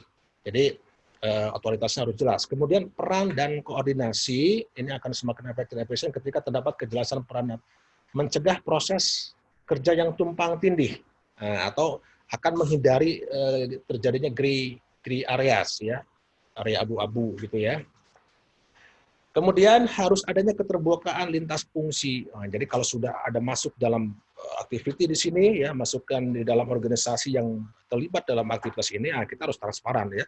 Nah, boleh ada sesuatu yang kita simpan, kita sembunyikan. Ini harus ada keterbukaan lintas fungsi. Kemudian adanya upaya untuk saling membuka diri ya, sehingga informasi mengalir dengan baik ya, ide-ide kontribusi dari setiap ini akan tersampaikan ya. Kemudian juga harus adanya kepercayaan dan keselarasan setiap anggota. Ini penting. Ini sebagai contoh di bawahnya setelah saya jelaskan di organisasi itu ada Departemen Pelayanan Teknis ya. Jadi bisa lebih dari 1 atau 2 organisasi yang terkait dengan aktivitas kita ya. Misalnya tadi terkait dengan skill, nah berarti pasti yang terlibat kan ada ke-HRD-an ya, ada bagian teknis ya. Kemudian kalau terkait dengan pelatihan juga ada HRD, ada unit sertifikasi dan sebagainya. Nah, ini kita masukkan ya ke dalam tim organisasi yang terkait dengan aktivitas kita. Oke, selanjutnya. Nah, ini jadwalnya ya. Jadi schedule-nya. Ya, schedule-nya. Nah, dalam schedule ya atau penjadwalan ini ya, tadi di awal saya sampaikan ada yang pakai itu kan smart ya, sama ya di jadwal juga kita harus terukur ya, harus menantang ya, tapi tetap harus sesuai kapasitas diri. Nah, ini kalau kita sudah membuat plan kemudian sudah tetapkan schedule-nya di sini, biasanya setiap melakukan review kita tandai dengan sebuah garis merah nih. Nah, misalnya ya, kita sudah merencanakan, kita sudah kasih tanda, katakanlah merencanakan tadi yang skill mapping tadi di bulan Mei, minggu kedua, minggu ketiga ya. Kemudian untuk pelatihannya di minggu keempatnya ya, kita bisa melakukan review kapan. Nah, biasanya kita kasih garis, Bapak Ibu, kasih garis merah ya sebagai tanda batas ya. Nanti untuk kita melihat capaiannya. Ya, jadi di kolom berikutnya ada capaian, ada progres, ada persentase dan ada evaluasi. Ya, ada simbol evaluasi ya. Nah, kalau dengan tanda ini kita bisa melihat. Jadi misalnya tadi di target 1:8, apakah sudah tercapai pada plan ini gitu ya. Tadi di bulan Mei ya, bulan Mei minggu ketiga, apakah sudah tercapai progres ini? Gitu ya. Nah, kebetulan contohnya sudah tercapai ya 1:8, sorry rasionya ya. Berarti sesuai dengan target ya. Nah, berarti persentasenya berapa persen? 100%. Nah, biasanya untuk memudahkan ya tim kita, atasan kita atau departemen lain melihat laporan kita secara cepat. Makanya kalau di industri itu ada namanya visual management ya. Jadi sekali kita melihat itu bisa langsung kita menyimpulkannya, jadi tidak banyak narasi. Jadi biasanya di ujungnya ini kasih simbol, Bapak Ibu ya, simbol evaluasi ya. Ini kita biasanya membuat tiga simbol, ada silang, kemudian ada segitiga dan ada bulat. Nah, kalau bulat ini berarti sudah tercapai semua 100% ya. Kalau misalnya silang, nah itu masih di bawah 50%. Kalau misalnya segitiga, nah itu antara 50-75%. Nah, sebetulnya simbol ini juga monggo, ini bisa disesuaikan dengan tempat Bapak Ibu sekalian. Intinya bahwa laporan yang kita buat, yang kita susun ya harus memenuhi tadi kriterianya ya, mudah, jelas, ya, efisien, efektif. Kemudian kalau yang di industri itu selalu bahwa ini harus mudah dilihat, ketika dilihat sebentar sesingkat mungkin itu orang sudah bisa mengambil sebuah kesimpulan. Nah, gitu ya. Jadi simbol-simbol itu penting dipakai di dalam membuat atau menyusun activity plan. Nah, ya jadi itu mungkin Bapak Ibu, jadi nanti di akhir sesi panitia sudah membuat contoh tugas ya. Nanti silakan di download mungkin ya format tugasnya, silakan diisi sesuai dengan panduan kami tadi ya. Nanti kita akan diskusikan ya beberapa tugas yang masuk ke kami, nanti kita cek ya, mungkin ada beberapa jika ada yang masih perlu kita sedikit koreksi, dan nanti akan kita sampaikan ke Bapak Ibu semuanya. Demikian mungkin yang dapat kami sampaikan. Terima kasih atas waktu Bapak Ibu. Tetap semangat, tetap sehat, tetap disiplin menjaga protokol kesehatan di masa pandemi ini. Mohon maaf jika ada kesalahan dalam penyampaian kami, tidak berkenan di Bapak Ibu sekalian. Selamat siang. Assalamualaikum warahmatullahi wabarakatuh. Waalaikumsalam warahmatullahi wabarakatuh. Terima kasih Bapak Nursim STMT atas materi yang sangat bermanfaat. Dapat disimpulkan dari materi activity plan yang telah disampaikan Bapak Nursim sebagai berikut. Dalam siklus PDCA, penyusunan activity plan yang terstruktur, baik jadwal maupun rincian aktivitasnya, serta dengan target capaian yang terukur, akan memudahkan tim dalam melakukan monitoring aktivitas, serta mudah juga dalam melakukan review capaiannya. Yang pada akhirnya, perbaikan secara terus-menerus dapat dilakukan dengan baik. Gimana nih Bapak Ibu, masih semangat nggak untuk mengikuti webinarnya pada pagi hari ini? Harusnya masih ya. Mengingatkan kembali untuk yang belum absen, bisa dilihat di room chat untuk presensi absennya. Dan reminder, nama yang dicantumkan harus sesuai dengan nama asli ya, karena nanti akan dicetak untuk e-sertifikat. Baik, lanjut saja ke materi yang terakhir.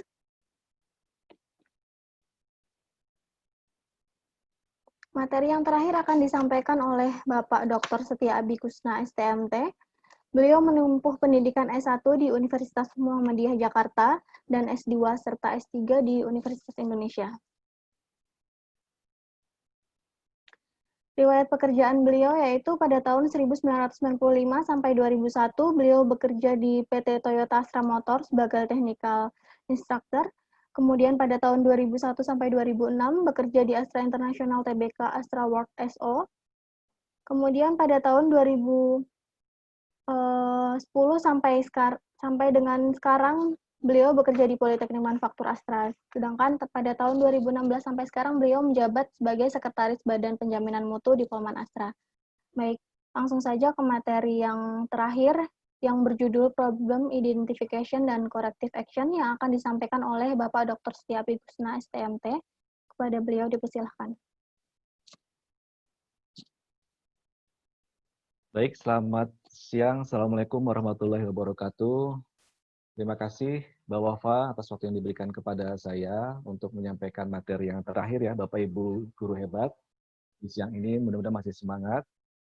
Sebelumnya saya haturkan terima kasih dan salam hormat kepada Bapak dan Ibu dari Kementerian Pendidikan dan Kebudayaan, kemudian teman-teman dari Astra Internasional, serta manajemen Polman dan seluruh tim webinar hari ini atas support dan dukungannya serta doanya, sehingga pada hari ini sampai juga kita di sesi terakhir di setengah 12 ini mudah-mudahan masih tetap bisa mengikuti dengan antusias ya, kira-kira 15 menit ke depan. Pada bagian ini saya menyampaikan materi terakhir tentang problem identifikasi dan corrective action. Saya izin untuk share materinya terlebih dahulu. Sudah dilihat Bapak Ibu ya materinya? Ya, jadi problem identifikasi dan corrective action ini merupakan bagian terakhir dari yang materi sebelumnya, yaitu berupa activity plan yang sudah disampaikan Bapak Nursim, di mana pada bagian ini adalah satu activity dari PDCA, terutama di bagian ceknya. Ya. Ini adalah konsep PDCA yang mungkin sudah familiar untuk Bapak Ibu guru hebat, bahwa PDCA ini tidak hanya dilakukan atau dijalankan di skala yang besar atau skupnya organisasi besar. Seperti misalkan ada penentuan strategic plan, kemudian dan lain-lain. Tapi PDCA ini juga harus dijalankan sampai ke bagian terkecil, ya, ke bagian ataupun unit-unit terkecil di dalamnya, bahkan harus sampai ke masing-masing individu, ya, untuk melakukan plan, do, check, dan action-nya. Sehingga setiap individu bisa melakukan planning, bisa mengontrol apa yang dikerjakan, aktivitinya, kemudian bisa melakukan review seberapa jauh aktiviti itu tersebut sudah dijalankan. Kemudian apabila ada suatu hal yang memang di luar kendala kita, misalkan ada problem, itu bisa langsung diantisipasi. Sehingga pada akhirnya target ataupun tujuan yang ingin dicapai itu bisa dicapai dengan langkah-langkah yang bisa diantisipasi sebelumnya. Ya, misalkan seperti pada bagian unit atau departemen itu ada activity plan project, kemudian sampai ke bagian individu itu mengenai individual plan-nya masing-masing, gitu ya. Nah, kalau di Kementerian Pendidikan dan Kebudayaan mungkin Bapak Ibu sudah pernah mengenal konsep PDCA ini seperti PP, EPP Bapak Ibu ya. Jadi ada penetapan, pelaksanaan, evaluasi, kemudian pengendalian, serta peningkatan. Jadi kira-kira seperti itulah konsepnya, mirip. Cuma kalau di industri kita mengenalnya PDCA. Ya. Nah, salah satu bagian dari PDCA tadi itu ada cek, kalau secara definisi diartikan sebagai evaluasi periodik untuk memeriksa hasil kegiatan, analisa penyimpangan, serta untuk merevisi, entah itu ada korektif atau adjustment rencana kerja yang sudah dibuat, ya. Dan materi review ini antara lain meliputi dengan activity plan itu sendiri, kemudian ada PIKA yang materi ini, problem identification dan corrective action, kemudian ada achievement report atau KPI atau istilah sebagian kepanjangan dari Key Performance Index, kemudian ada progress report dan management graph, ya. Nah, flow-nya adalah yang pertama tadi dibuat activity plan-nya terlebih dahulu. Kemudian tadi pada saat misalkan due date-nya di bulan Juni, itu kan harus review terakhir, ya. Itu review itu bisa dilakukan secara quarterly, misalnya 3 bulan sekali, atau misalkan 4 bulan sekali, atau bahkan 1 semester, atau bahkan sampai 1 tahun. Nah, itu review-review yang dilakukan secara overall. Nah, dari satu waktu kita membuat activity plan sampai ke review itu misalkan 6 bulan. Nah, dalam 6 bulan itu tentunya Bapak Ibu harus melakukan cek dan recheck atau review, ya. Bisa dilakukan setiap bulan atau misalkan 2 minggu sekali, tergantung dari seberapa cepat activity itu dijalankan, ya.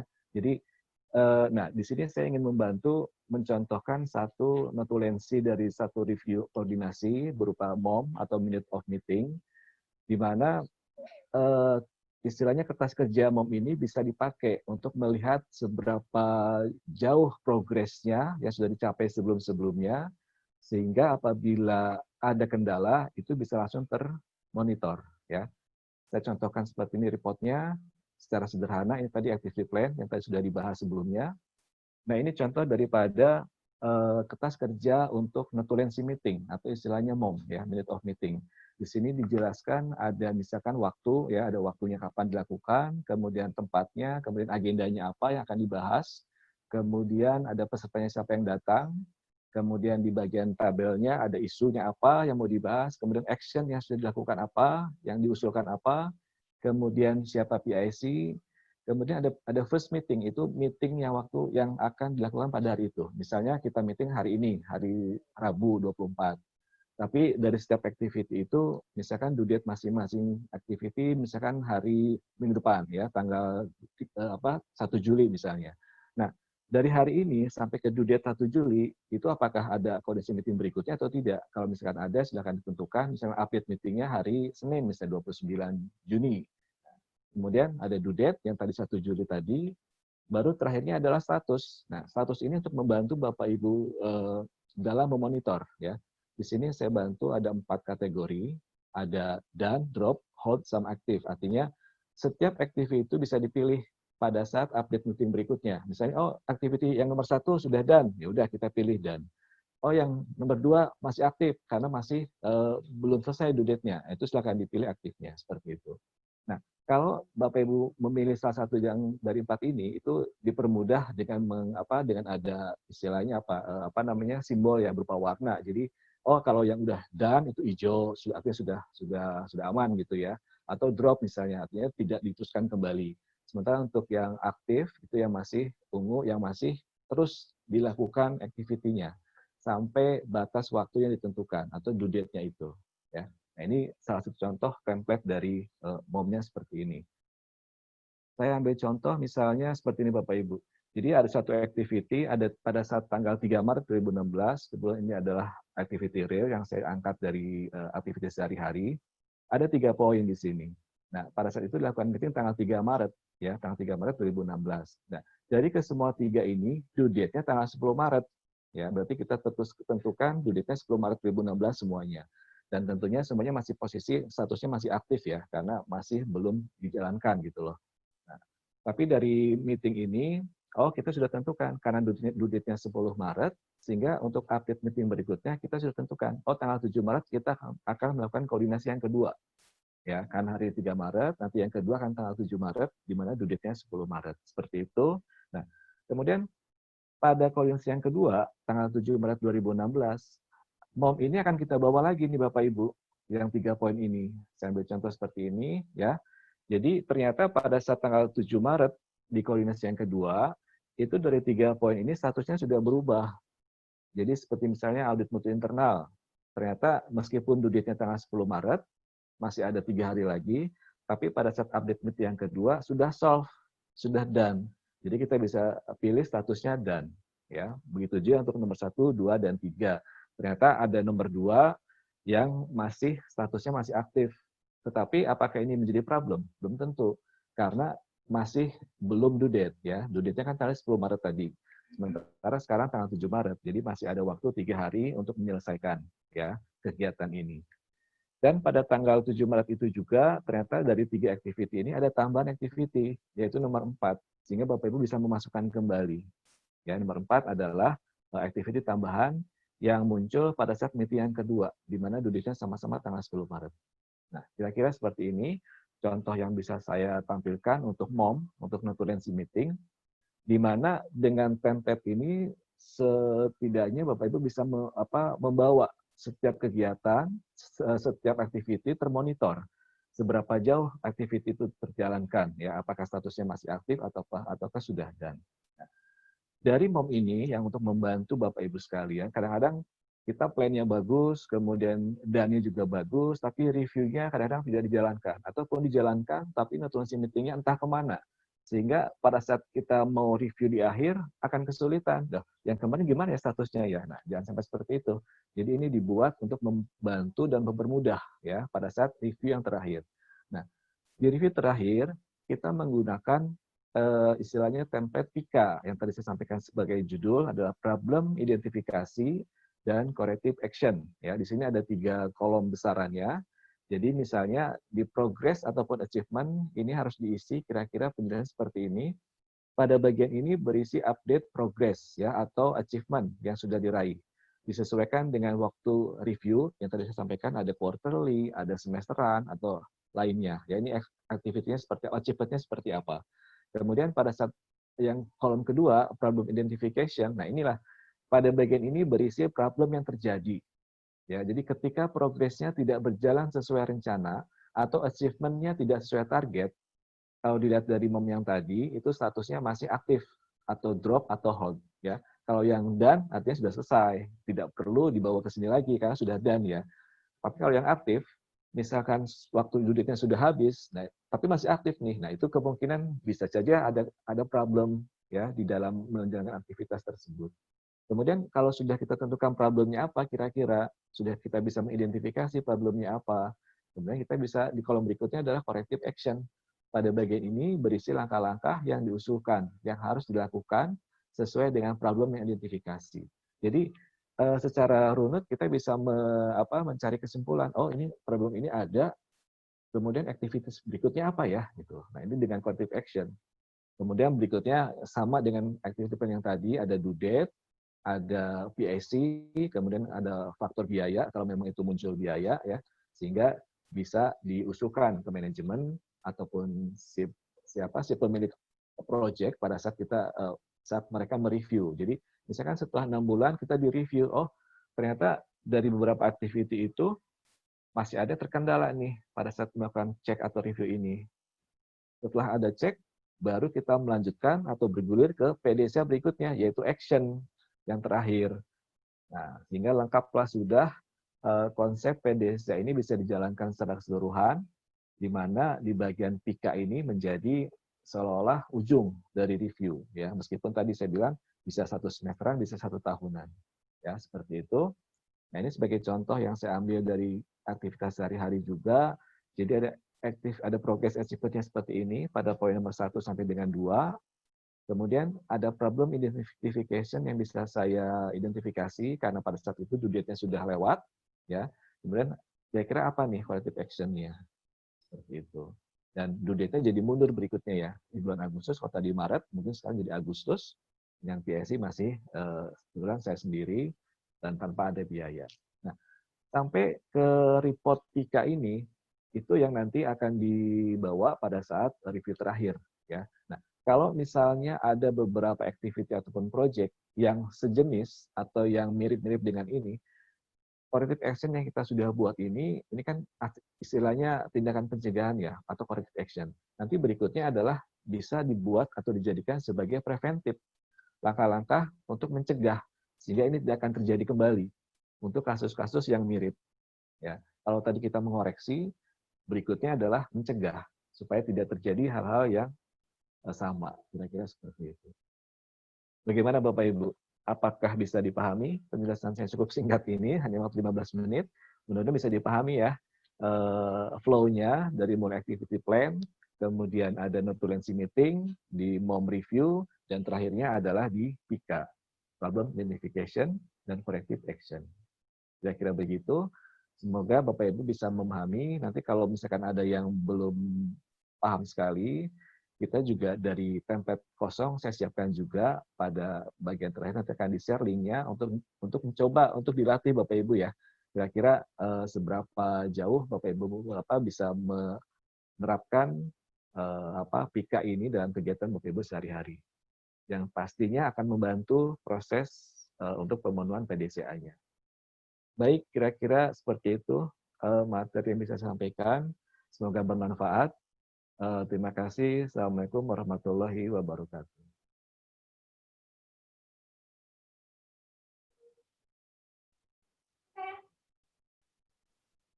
Waalaikumsalam warahmatullahi wabarakatuh. Terima kasih Bapak Setiadi Kusna atas materi yang disampaikan. Dapat disimpulkan bahwa materi yang telah disampaikan yaitu dalam siklus PDCA, penyusunan activity plan yang terstruktur itu membantu untuk memonitoring proyek yang sedang berjalan. Kemudian hasil dari monitoring dan evaluasi akan menjadi report PIKA sebagai laporan akhir dari activity plan yang telah dibuat. Ya, kita telah masuk ke sesi tanya jawab ya. Dari tadi kan sudah banyak yang mengajukan pertanyaan di kolom Q&A. Baik. Ini ada pertanyaan dari Bapak Muji Haryanto dari SMK 5 Jakarta untuk Bapak Joko Subagio. Pertanyaannya adalah, terkait perkawinan antara SMK dengan Dudi, mohon pencerahannya apa saja yang harus dipersiapkan SMK untuk hal-hal tersebut, dan kiat-kiat apa agar perkawinan itu tetap langgeng. Kepada Bapak Joko dipersilakan untuk menjawab. Oke, terima kasih moderator. Untuk penanya dari SMK 5 Jakarta, Pak. 5 ya? Iya. Ya, sebetulnya untuk yang tadi saya sampaikan di PowerPoint ya Pak, artinya kita harus budayakan dulu karakter atau budaya di industri itu kita bawa ke sekolah dulu. Kita tunjukkan ke industri bahwa kita ada warna industrinya. Ya, memang tidak mudah untuk mengikat atau bekerja sama dengan industri. Kalau beberapa waktu lalu kita mengikuti webinar yang pembicaranya adalah dari SMK yang sukses di Indonesia itu tidak serta-merta sekali dua kali kunjungan terus bisa terjalin kerjasama. Kita harus mempersiapkan profil SMK kita dengan baik, ya. SMK kita punya apa? SMK kita punya sesuatu yang kita banggakan, punya warna-warna industri di mana kita harus tonjolkan. Tidak sekali dua kali, sekali gagal diulang lagi. Gitu. Itu tip dan triknya dari beberapa kepala sekolah yang bulan yang lalu sharing di forum guru-guru SMK di seluruh Indonesia seperti itu. Jadi kami sendiri pun di Politeknik Manufaktur Astra tidak serta-merta karena kita Astra juga MOU itu bisa dengan mudah dilakukan. Kita juga saya dulu di awal-awal berdirinya Politeknik ini juga roadshow ke industri-industri untuk mempresentasikan kurikulum kita, ya. Nanti kemudian kompetensi yang akan dituju oleh lulusan dengan pembelajaran di kita itu seperti apa dan sebagainya, itu kita tetap roadshow, Pak. Kita tetap harus promosi ke sekolah-sekolah, ke industri-industri supaya mengenal kita. Gitu. Nah, kemudian juga kita harus, misalkan sudah terjalin, supaya langgeng ya kita harus memberikan hubungan yang saling menguntungkan. Misalkan pada saat mereka butuh anak-anak PKL atau magang, ya kita sediakan yang berkualitas baik. Kita kasih pembekalan sebelum siswa-siswa kita kirim ke industri. Itu tip dari saya kembalikan ke moderator. Terima kasih. Ya. Terima kasih Pak Joko atas jawabannya. Semoga jawaban dari Pak Joko menjawab dari pertanyaan dari Bapak Gumuji Haryanto ya. Ada pertanyaan selanjutnya, ini pertanyaan untuk Bapak Edward dari M. Guntur Rantung, Kepala SMK Kesehatan Ashifa. Pertanyaannya yaitu, untuk laporan yang berkualitas, adakah prinsip-prinsip yang menjadi pantokan? Kepada Pak Edward, dipersilakan untuk menjawab. Ya, oke, terima kasih. Tadi dari SMK Kesehatan Ashifa, Pak. Ashifa, daerah mana itu ya? Oke. Kalau kita bicara prinsip-prinsipnya, sebetulnya prinsipnya tadi sederhana, penggunaan bahasa sederhana, kemudian tentu saja ada faktor estetika. Kalau kita bicara tadi A3 report tadi, ada 8 langkah gitu tadi, maka ada estetika menyusun dalam lembaran A3 report. Nah, kalau saya kasih salah satu panduan yang saya kasih contoh, di latihan itu bisa dilihat Pak bagaimana tata letaknya. Nah, penggunaan bahasa tadi, penggunaan bahasa adalah digunakan bahasa-bahasa yang sederhana yang orang lain mengerti. Kemudian pengisiannya, kalau memungkinkan dia pakai data yang terukur, umpamanya dengan data angka, grafik dan lain sebagainya, jadi usahakan menggunakan data seperti itu. Karena gini, kalau tulisan satu grafik itu bisa mewakili banyak kata sebetulnya, sehingga dengan tempat yang terbatas itu, ya tadi satu halaman A3 tadi, maka itu menjadi cukup dan mudah dipahami ketika kita bicaranya menggunakan angka-angka atau data-data yang terukur. Begitu Bapak, kira-kira untuk laporan yang baik. Oke, saya kembalikan ke moderator. Ya. Terima kasih Pak Edward atas jawabannya. Kemudian ada pertanyaan ketiga, ini pertanyaan untuk Bapak Nursim dari Upita Prananingrum. Pertanyaannya yaitu, bagaimana cara menentukan presentasi ketercapaian kegiatan, Pak? Oke. Kepada Bapak Nursim, dipersilakan. Ya, terima kasih Bapak-Bapak. Tadi dengan Ibu ya, Ibu siapa? Bu Pita ya? Ya. Ibu Pita ya, oke.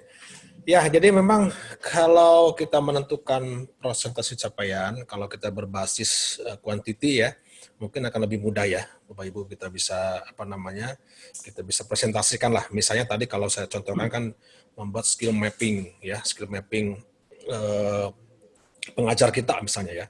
Bisa saja misalnya dari 100 orang pengajar kita ya yang sudah tercatat ya termapping skillnya itu ada 50 orang, ya. Berarti secara kuantiti kan sudah 50% capaiannya. Nah, bisa juga berbasis kalau quantity itu bisa dari misalnya jangka waktu ya atau periode, misalnya target aktivitas ini ya ditargetkan atau direncanakan ya akan selesai selama 3 bulan ya, misalnya gitu ya. Nah, tapi pada akhir review ya, akhir monitoring misalnya tidak tercapai gitu ya, masih ini masih baru sekian lah yang dikerjakan. Nah, itu juga bisa diambil rata-rata presentasinya.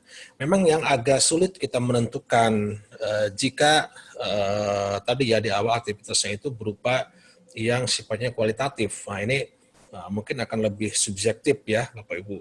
Sebetulnya poinnya di sini adalah ketika kita membuat rincian presentasi capaian adalah bagaimana kriteria-kriteria ini harus disepakati bersama. Jadi boleh saja misalnya ranks yang tadi saya sampaikan, tadi kan ada 3 ya, ada 3 simbol misalnya gitu ya.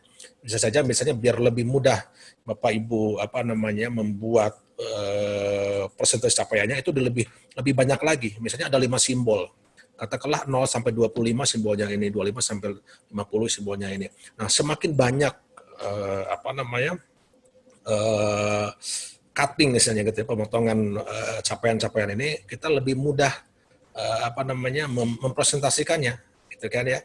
Nah, bahwa intinya sekecil mungkin kita menampilkan yang sifatnya subjektif yang tidak bisa tidak bisa dipahami oleh anggota kita ini berbeda-beda pemahamannya. Nah, jadi kita harus sama dulu nih setiap anggota dengan simbol capaian tadi ya yang bulat ini harus sama dulu ininya. Itu sebetulnya. Mungkin semoga bisa menjawab Bapak ya. Terima kasih. Terima kasih Pak Nursim atas jawabannya. Karena waktunya sudah mau habis ya, untuk pertanyaan-pertanyaan yang lain bisa diajukan via grup yang ada di Telegram. Bapak Ibu Hebat SMK harusnya sudah join di grup Telegram tersebut ya.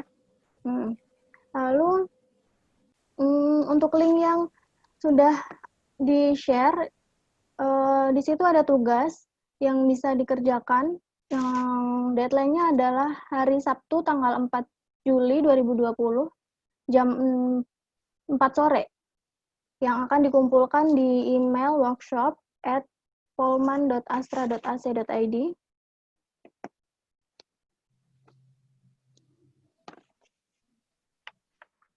Baik, langsung saja saya menyimpulkan isi dari workshop pada pagi hari ini. Workshop pada pagi hari ini dapat diambil kesimpulan yaitu pendidikan kejuruan atau SMK harus dihubungkan dengan industri agar lulusannya sesuai dengan kebutuhan dan siap untuk hal-hal yang baru. Untuk mendapatkan resep yang tepat, sesuai kompetensi, maka kita harus menyeimbangkan antara hard skill, soft skill, dan attitude. Menikahkan SMK dan dunia industri tidaklah sulit dengan menerapkan budaya reporting system di semua kegiatan administrasi sekolah. Salah satu toolsnya bisa menggunakan A3 Report. Kerangka dasar A3 Report adalah PDCA, yaitu Plan, Do, Check, dan Action. Terdapat 6-8 langkah. Report yang baik harus mempunyai struktur yang jelas, kata-kata yang sederhana, dan penyajian bahan yang baik dan jelas. Kemudian, di dalam A3 Report sendiri terdapat Activity Plan. Activity Plan digunakan untuk mereview dan memonitor proyek yang sedang dijalankan. Kemudian activity plan harus mempunyai struktur yang logis, kata-kata yang sederhana, penyajian bahan yang baik dan jelas. Target pencapaian harus meliputi SMART ya, specific, measurable, achievement, realistic, dan time-based. Kemudian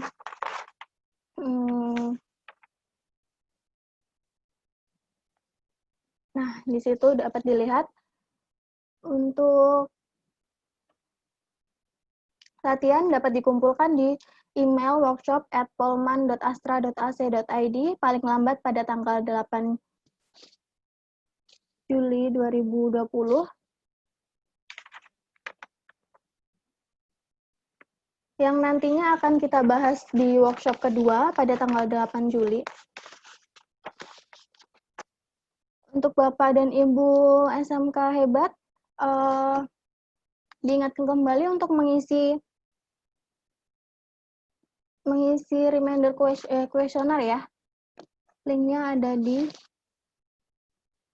chat. Bentar.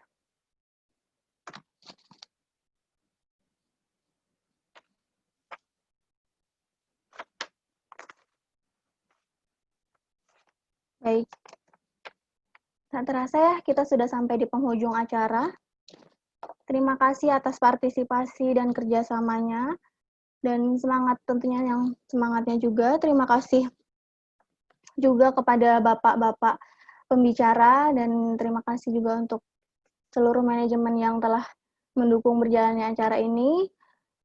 Terima kasih atas semangatnya Bapak dan Ibu Guru Hebat SMK.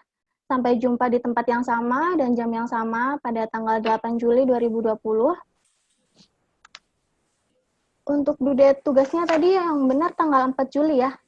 4 Juli 2020 jam 4 sore. Baik.